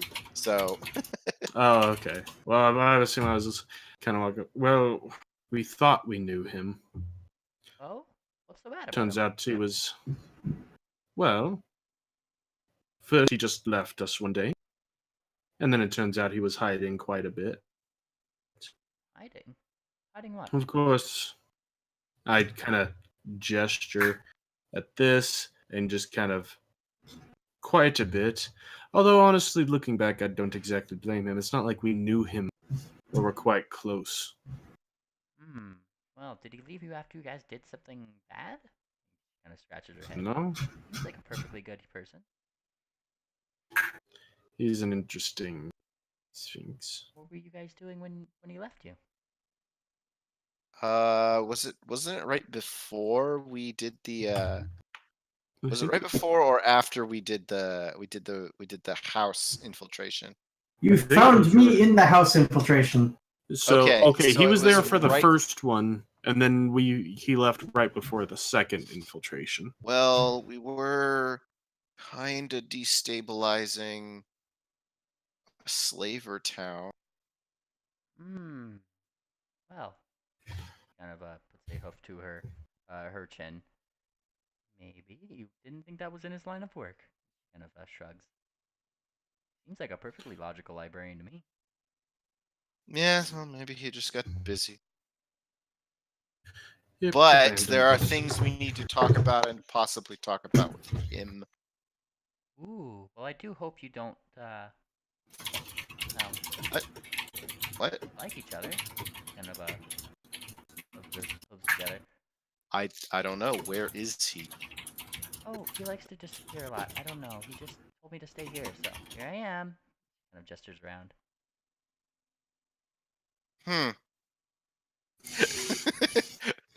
Can't think of any better response than that. She kind of nods. I know, right? Mysterious. She kind of thinks a little bit. Big place. I bet he just has studies to go to. He says a lot about his mentor. Something Neb. I don't know. They all have a What did different he- names here. Right. What did he say? Mentor? What? Who? She just kind of muttered like something about his mentor named Neb. What about? What's the other thing I was gonna say? What did he say to you when he when he took you here? Ooh, that's a secret. And she kind of boops your nose. I just kind of jam it. Wasn't it something about not seeing yourself? She kind of double takes a minute. How do you know that? I have 'Cause- my ways. She kind of squints her eyes. And I'm rolling spellcraft for her. Oh, all Arcana. Magic. Alright, that was your better one. Magic. Hang on, where's the NPC? There she is. Ivory Drop. What is her Please roll. Please roll. Please roll. spellcraft? Well, I could do Arcana or Spellcraft, but she doesn't really know the spell, so Arcana it is.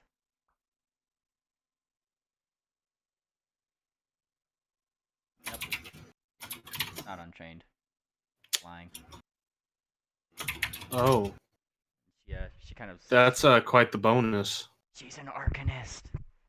I know. She's at magic school. I know. And I then was hoping for a 1. she kind of squints. Somebody's been giddy with the divination school. What can I say? You've been in a bit of an odd situation lately. How so? And she kind of squints her eyes even more. Well, the way Onk panicked about it, I'm not sure I can tell you it. Or should. Oh, sure. And she kind of flicks her tail and hugs up on Steady Shoot. Don't tell me, the epicenter of it all. Just kind of like acts like, very. I don't know the word for it. She's acting very like you should tell her. Indignant. If you want to give her a Yes. if you want to give her a diplomacy roll, what could I roll against that? Ooh, if you would like. I'm actually not sure what that's against. Chances are pretty good that, like, in just a Wait. few seconds, I'm going to tell her. Willpower, maybe? Oh, okay. I'd accept that. Boop. So you're probably going to win. What'd she roll? 10. Oh, a 10? Yeah. I guess it's technically a 12, but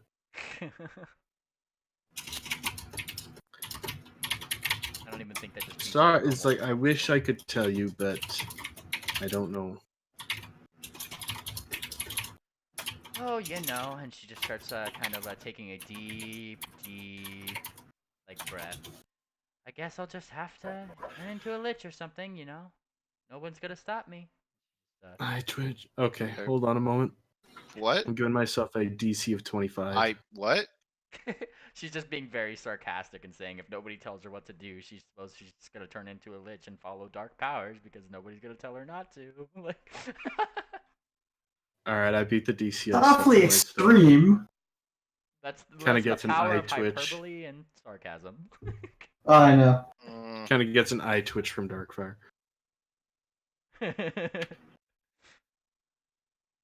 And she just kind of she gives like a little hop. Oh, I don't care. Besides, Steady will just tell me anything, won't you, Steady?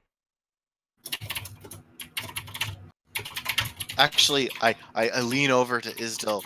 Unless it's like gonna break her brain or something. Is it gonna break her brain if I tell her? Will it destroy reality? I'm not whispering very, very, very small. I'm not whispering too softly. She is acting as if she cannot hear you. I think you'll be fine. Okay, yeah. There's time travel. Ooh. We remember how I didn't we know? Wait. Yeah, didn't you have the message? The poem? Didn't I tell her who the poem was from? You did, and she thought it was very curious and started experimenting with it. That's right. That's right. Right. Remember I told you who the poem was from? Darn it, you're the one that caused the time travel. Oh, this one? And she kind of pulls it out. She shows you Yeah, the that art. one. That one. Yes. I think it's very interesting. I've been looking it over, up and down. Right. Well, I think you should too. And she puts it into your hose, almost kind of urgently. okay. But first, maybe I'll finish explaining. Oh yes, go right ahead. So anyway, this is from you, probably in the future. And then another you, also in the future, showed up at the game. Ooh, that's. I am now telling her. Yes, I am now telling her exactly when she should show up in time travel. Hold There it on. is. I'm gonna give you something. I'm gonna give you something. I was waiting of- for somebody to mention that.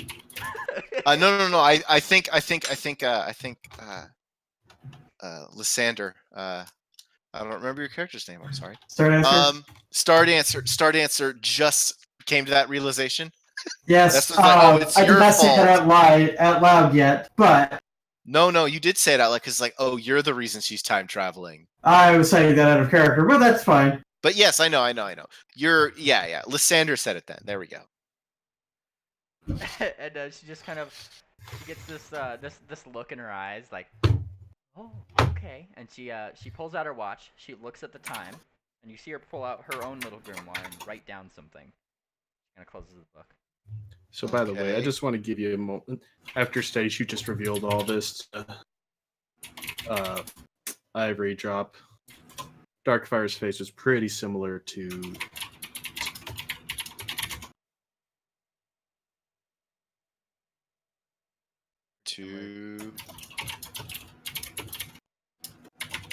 Darkfire? In the Discord. Oh, you had an image.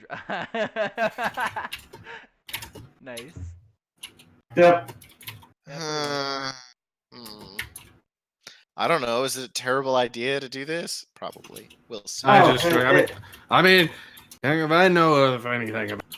We've already screwed up the timeline. Might as well You know make what? it match. Let's just I think everybody. I think we're doing the opposite, where like where we're explaining the timeline so that it can be fixed properly. Or maybe we're causing it. Maybe we're breaking it right now. Or maybe we are fixing it. Don't listen to me anymore.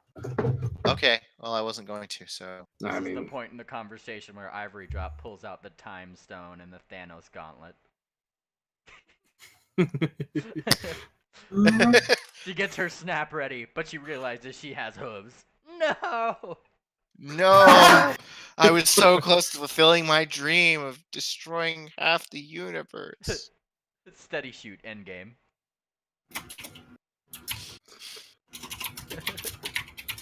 Alright. She was like, "Don't worry, we'll have what's it? We'll do everything we can for we'll get the transmogrification spells ready." Well, Ivory Drop just kind of gives like a little smile around.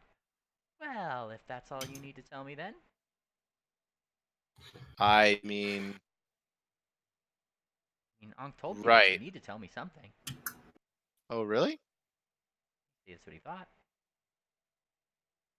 Very smart guy. Kind of smiles. I'm like looking like, really? Oh, okay. He also told me to make sure that you get this. And kind of puts the letter again back into your chest. And read it. Okay. That's what he told me.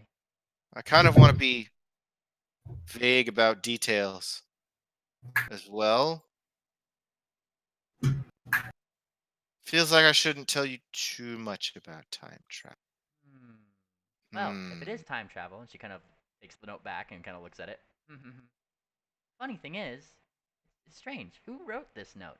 'Cause if I gave it to you, and then I wrote it down when you gave it to me, who knows where it came from? It's like you have a secret admirer.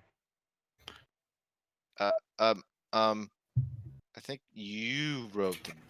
Nope. I copied this note, and she pulls up the note that you gave to me, that you said you got from me. Okay. Yes. I think this is called a bootstrap. Yep. Yeah. Now Is, look is here that with what they you call in that? A here. bootstrap? Because it's pulling yourself up by your own bootstraps Yeah. temporally. Okay, Yep. okay. Now look here with you and your I never Doctor actually Who thought about that, but references. that's probably true. It's an impossible kind of you did it yourself, and it's impossible for you to succeed. But Perhaps. it's more like Yes. it's more like a time traveler gets a hold of Beethoven symphonies and loves them so much that he Yeah, wants to go that's back where I and meet, thought you got this yeah, from. it goes back to like meet Beethoven, but realizes Beethoven is dead. But Beethoven can't be dead because he wrote these symphonies. So to keep the works and timeline intact, he writes Beethoven's symphony. But who actually wrote Beethoven's symphony? Right. Like I'm saying, it's bootstrap because pull yourself by your bootstraps is it's an impossible action where you do something you can't do by yourself. That's the reason. That's the meaning of pull yourself up by your bootstraps. This is sarcastic. You can't actually pulling on your bootstraps doesn't make you go anywhere. But somehow Watch me makes a need- magical item called bootstraps. Like, get on it, David. what do they do? They allow you to fly. You grab them and pull and go straight up. That would be an amazing magical item. That requires limitation. I mean, You flight. can literally only go straight up. You can't do Well, anything yeah. else. Like Uh-huh. You can straight up fly into the air. in. I mean, That's you a say that, levitation but spell. like, yeah, you can say that, but like, yeah, just like a levitation spell. Give it a limited amount of action of rounds per day, and bam, easy. Anyway, so That's too ridiculous. I'm like, all right, let me. I don't know. Then. Oh, what about that other thing? What other thing? Kind of leans I'm in. I'm looking at Isdil. Sorry. What? Who else here? Who else here? Me. And me. All right. I was not here mentally, but I'm here physically. Isdil and Darkfire. Well, I'm saying, what about that other thing? Should I tell her the other thing? The other thing. Oh, the other thing. Yeah, that other thing. Maybe not. I don't know. That's up to you. Because if I read the books correctly, that's not good. But I don't know if I should say anything. Oh, come on. She kind of starts acting like very, very, very sweet. You can tell me. Tell me.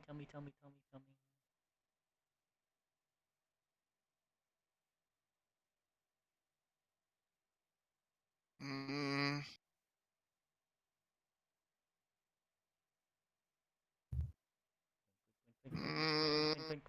Blink. I'm rolling diplomacy for her. You could take it or leave it, but I'm doing it.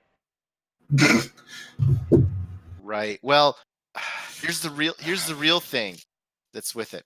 Let me tell you my conundrum. Her being better at it convinces him more that he probably shouldn't say anything. Blink. Not stopping. It's nothing. Aww. Bad. It's something with me. But it's not a big deal. I think.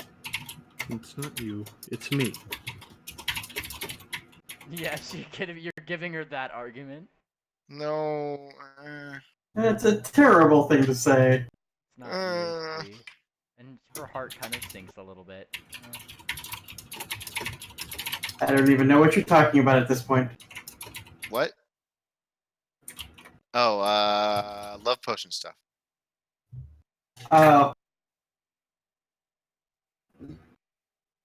I mean, she should probably know. Although, we should probably get you checked out first.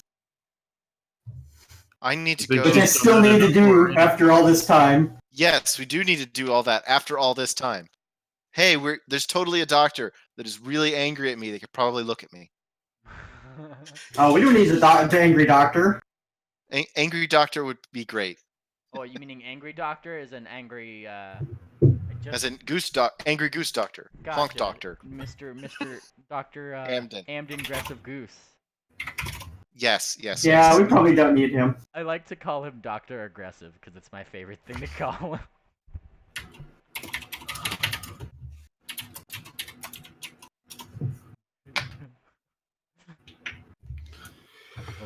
was sarcastic.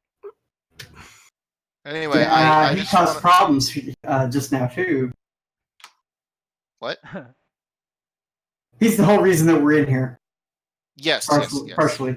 yes. I'm aware of this.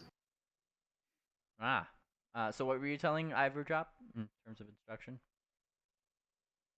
If anything, you were telling her something, I believe. No, I had decided not to. Okay. At least until like doctors check me out. Then I'll tell her. That makes it sound even worse. Are you going to die? Who knows at this point? I'm in another plane of knowledge, and I just learned. I got my brain blasted with Sphinx. Kind of hear from the shopkeeper behind her. Hey, big guy. Hmm? You gonna buy something? Probably not.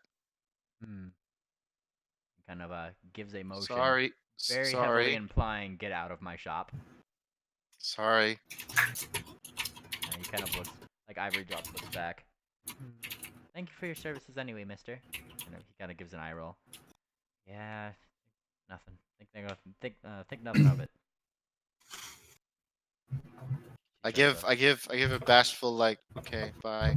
Because he was nice, right? So, okay. He was withholding his tongue. He definitely was antsy to say something, but didn't. I don't know if my sense motive is sensey enough for that, but okay. My sense motive is terrible. And I got an average. Nice. So I'm curious. I actually do look around. Am I, now that Steady said something about it, am I actually getting dirty looks from Sphinxes? Yes, you are. In fact, you are probably getting the Okay. dirtiest looks of all, given the fact that you have a very flamey-looking coat in a giant ethereal. Oh yeah, that's right. Oh, And in fact, you get a couple that like spit on you, and like a couple that walk by that do it say just putting out the flames and then keep on walking. Give me a moment. Oh no.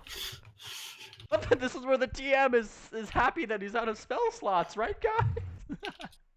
I'm out of wild shape. I'm not out of spell slots. Oof. Oh no, that's the worst. I guess. I mean, worst case, I just cast a wall of ice around. Boom, cold icebox, right? You just need to chill out. Isdell, current year. I cast fireball at the couple. Oh my god. I'm just kidding.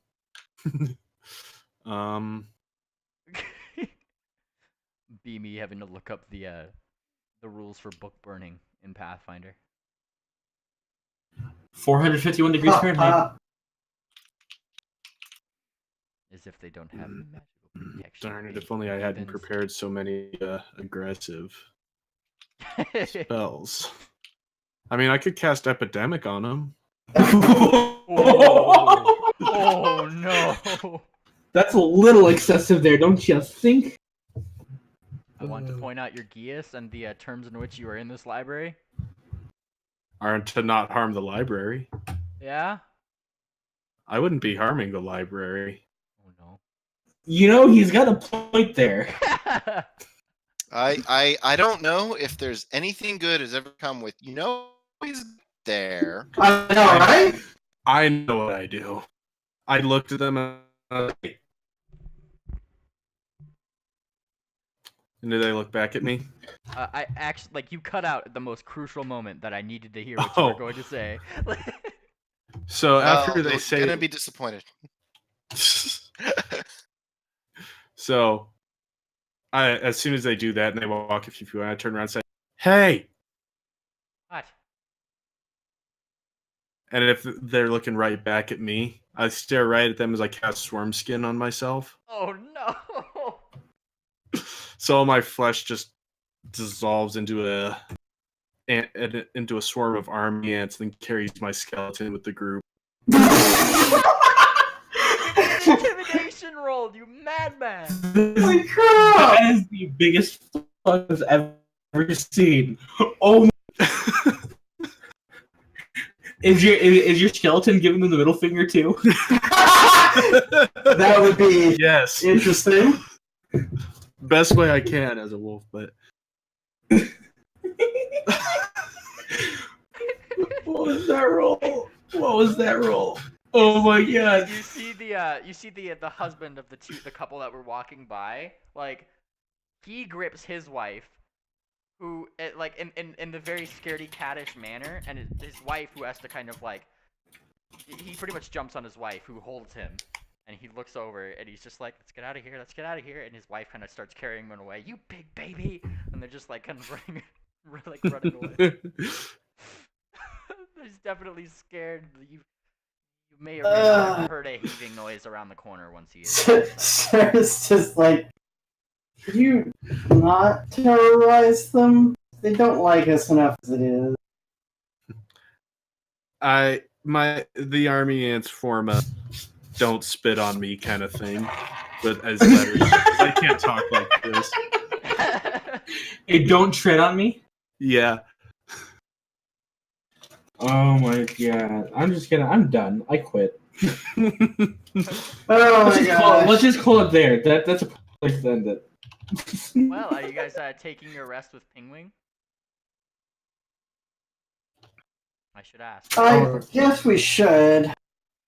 I am going to go find more books, of which I will message you the content of that. Perfect. But and I'm actually going to do the same. I eventually will see if we can get some more of those communication things because we split up way too much. We do. I can't. Yeah, we Wow. do. Let me tell you a thing or two about this magical library and the little rock phones that they have everywhere. Ha ha. Are they on a roll? Do you have any rocks on you, Lysander? Any gems? Any rocks? I do have the rock phone that I had from before. Yeah. Well, if you have one of those, you can craft more. You just know this through, like, literally Magic 101 in your college. You can craft them by, expending 1,000 gold and for the materials and spells needed. And, Oh, good. and having a message spell. / the ability to cast telepathic link. So. What level is telepathic link?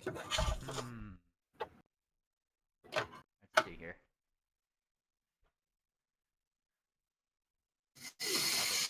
You gotta look it up.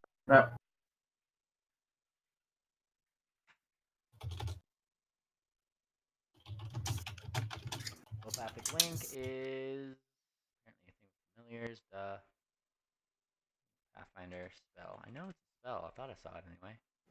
Telepathic link is feet. Bond. It's a 5th level spell. What spell name? Actual spell name? Telepathic bond. My bad. Ah, bond. That's why. However, that spell alone would be something that you could just probably cast rather than having rock bones. It's on the sorcerer wizard spell list, so you should be able to have it in your arcanist spell list. Yep. So that would help. Oh, look, I have 5th. So it'll take me a spell and an hour to get that. And some gold. And some gold indeed. And 2 eggshells apparently from different creatures. Go figure. It's in my spell component pouch. Sweet. Literally, that's what the spell component pouch is for. Yeah. No, I got you. It was just a funny little thing that I noticed in the materials. I know, most of those are like that. If they don't have a cost, it's like, oh, that's just a funny little... Perfect. Wow. Oh, I know one thing I do. Oh? Sorry. I don't know if you'd rather do this in private or here, but I actually do. What Isdell told me about my sister, I do decide to scry her once I have another scrying spell prepared. Computer. Ooh. Well, you'd have to take a long rest for that. Okay. Because I do believe you are out of... Yeah, I'm out of scrying. Yeah. You'd have to take a rest with Pingwing, as it were, the day that he is paying for you. Gotcha. But if you guys give me that book list that you were looking at tonight, and then get back to you later. Let me say you took a long rest. Okay, if we are taking a long rest, I am casting the library spell. There's a summon spell and getting telepathic bond. Nice. 375 gold.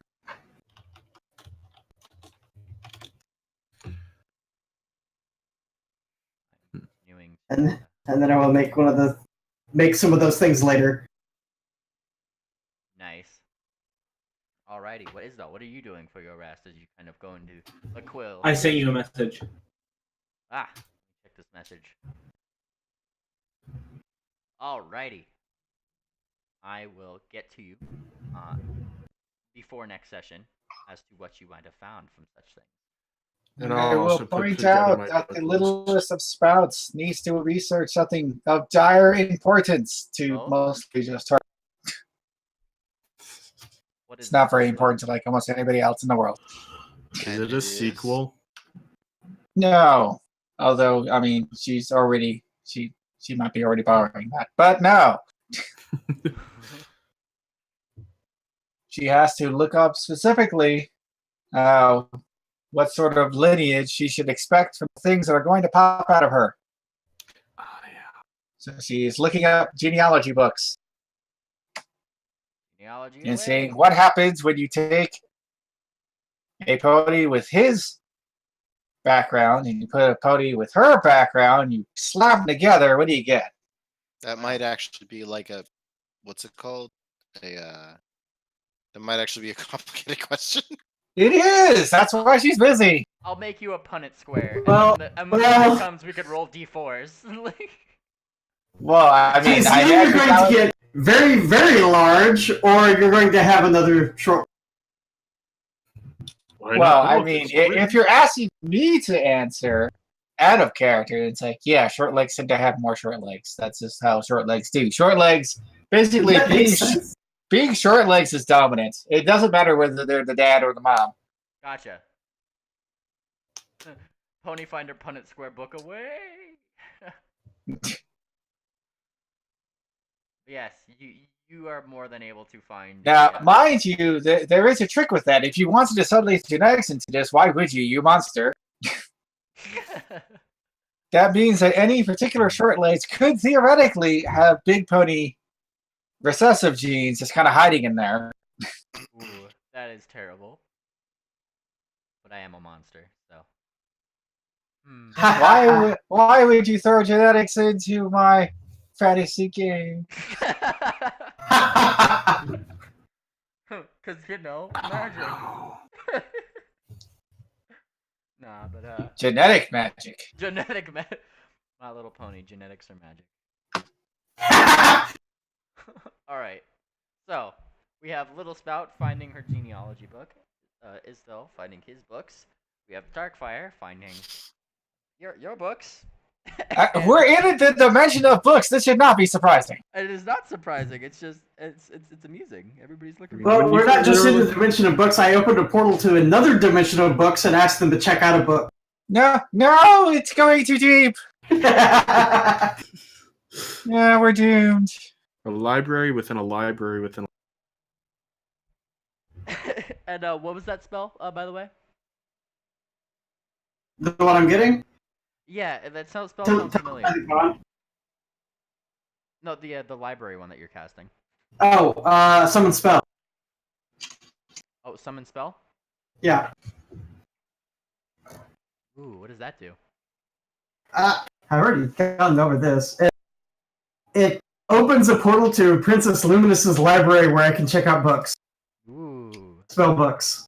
fancy. Look at that. And I mean, funnily enough, opening that up, if it's something that you can go into, it's a very similar feel to this place. Makes sense.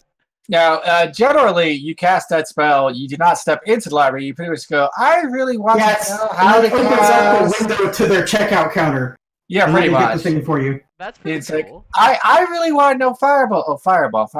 Here's your fireball. Oh, thank you. And you just reach your hoof into the portal, come back out with the scroll. And then you pay them for the checkout fee, which is the spellbook borrowing fee, Yes. which is half the cost of the spell. Plus the cost of the spell. Mechanically, really all it's doing is let you borrow spells without actually being in a settlement at that time. Yeah, without being in a settlement, without having to roll to see if the settlement actually has that spell, or some random ass wizard has the spell. There is no mechanics for that at all. I'm sure there is somewhere. No, there really isn't. They just kind of left that for the GM to decide. It is. That is fair.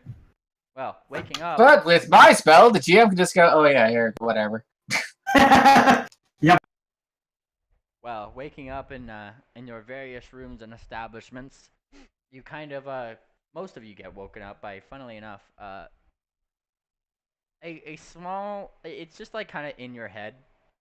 It's almost like just a small sound of a penguin going like just squawking, just in the back of your mind, as if by the message spell. And then a moment later, an apology from Pingwing. Sorry. He got a hold of my wand. Wait. Wand of what? Wand of message. And he kind of pulls it away. Oh. Why do you have a wand of message? This is your old spell. And since Little Spout can reply to a message, he shall reply, "It is early, I am grumpy, and I haven't had hugs for over a day. You will not contact me or I will hurt people." Yeah. That is fair. And Pingwing just kind of pulls his claws away. Yeesh. Get some breakfast or something. He pulls out his grimoire. Starts looking through it. Well, I mean, yeah, Little Spout is literally separated from her partner by a dimension. She is not a happy pony. Her amusement ended as soon as she was like, all right, now it is time for bed and cuddle. Oh. Aww, that's sad. Oh. Darkfire, what are you doing this fine morning? Once he wakes up, he's like, "Oh, that's right. I have something to do." He immediately pulls out his scry, pours one of the vials into it. So I think that means 5 left. Yep. And then he gets to casting a scrying spell focused on his sister. And that is when Little Spout just leans over your shoulder from behind. Wait, I thought I was going to fill that. But you can at one point when I'm not having to use it for something else. I'll let you do it next time. She squints at the water. What? That water's better than mine? A little. It was $1,000 water. It's like the What is kind this? you get. It's like the kind you get at amusement parks. It's very safe. What is this? What is this? Australia during a drought? Ooh. All right, and as you take the hour to cast this, what are the rest of you guys doing? I mean, besides grumbling that she could have made water just as good.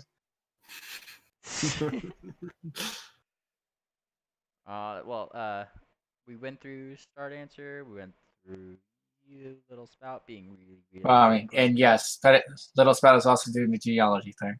Ooh, yes, the genealogy thing. Yes. I will have to get back to you on that because that is something I have to think about. Your adventure is very important to us. Please stand by. Yes, it's the deeper knowledge stuff. I do have to kind of write up stuff for you guys, but I do have it in writing what you guys are looking up, so I will get back to you on those. I did send you mine, by the way. Yes, I did see that. Steady Shoot, what are you doing? You did not have beds that were big enough for you. I'm just pointing out. Okay. I guess we left the company of Ivory Drop, and I probably. Oh no! If we left, she would have come to snuggle. Generally. Okay, then probably that. Yeah.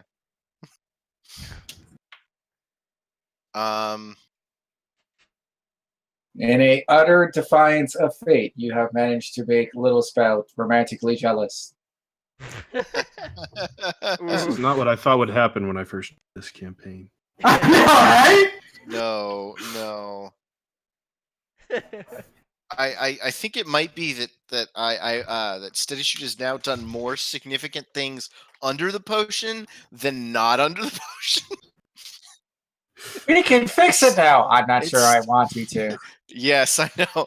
It's getting real hard to be like, what exactly will happen once this ends? Because eventually someone's gonna check it out. I'm sure that we're going to go, okay, we need you to get me off the potion. It's like, that only lasts a day.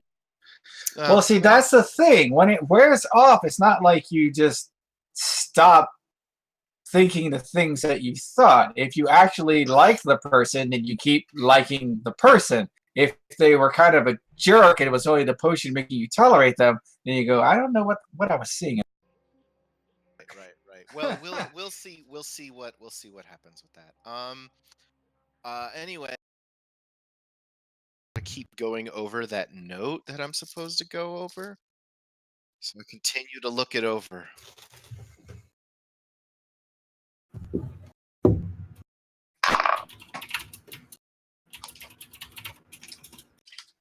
There we go. Haha, I got my mic back. Cool. Yeah, I mean, pull it up here once more. I believe you have it in your notes, yeah? Probably. So I can just look it up in my notes. The Pony and Studies photos. Descriptions, notes. Ivory Drop's love letter. Okay. It's there if you need it. Okay. Did it just change into... Oh, there we go. Nope. Okay.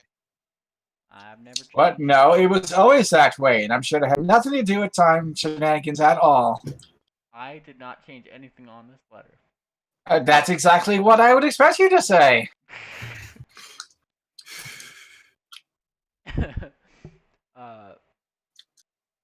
But yeah, she would just watch you looking at this letter. That is my phone idly reminding me, hey, go to bed.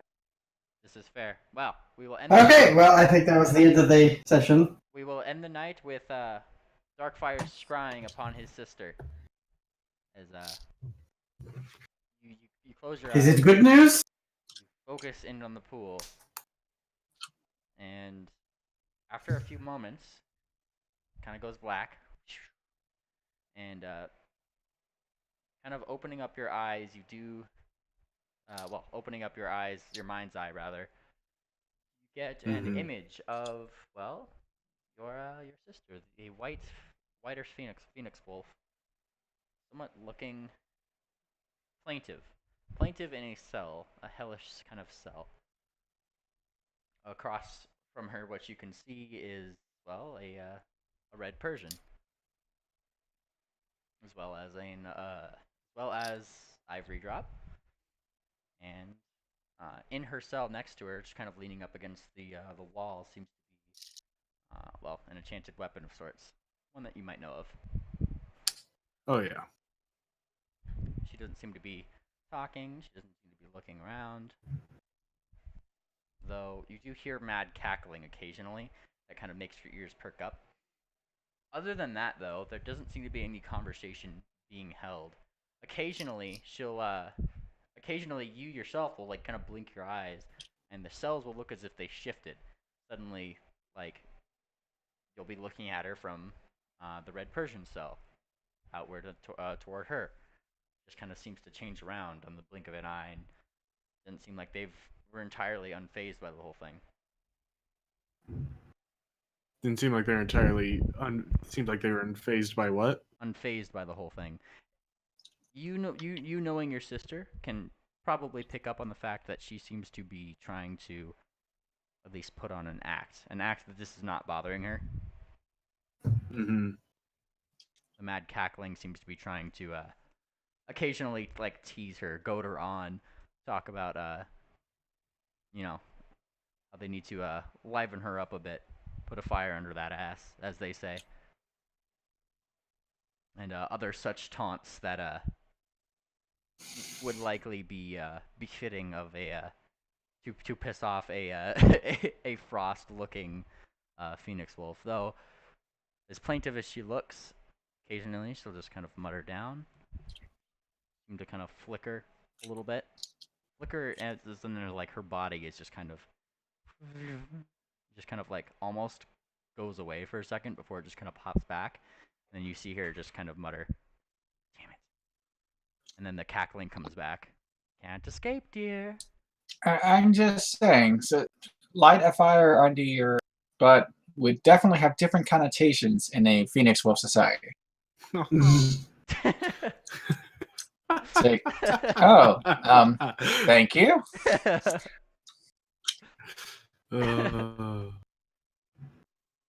But yeah, she would just temporarily kind of flicker out, whisper to herself, "Damn it." And then the mad cackling would come back. "Can't escape, dear. Not like that. Try all you might." One of us. One of us. That's yeah. I watch for as long as I can before it ends. So 11 minutes. Yep. And that's pretty much what would like end the images. That is just one of those little taunts and her just kind of flickering out in and out a little bit, seemingly trying to do something though. She can't really. She seems to still be being kept there against her will. And then you are pulled back. And the only other creature I saw there was a red Persian. Red Persian as well as Ivory Drop. Oh yeah, the Ivory Drop. And funnily enough, actually give me a small perception roll. I'll give you a little bit more since there's some other. Hey, Darkfire, I told you so. I know. So point out some things here.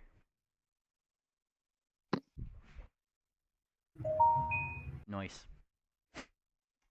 You did notice a couple things on Ivory Drop that I don't think were noticed before. She does have a small pocket watch. She does have a small pocket watch with her. Yes, she does. And she definitely looks a little bit more battle worn than the others. And like even more so than the one that we have saw on the field. Yes, and she does actually have the mark. She does have the look of, well, given the marks on her body anyway. She does have the looks of a mother. Oh. All right.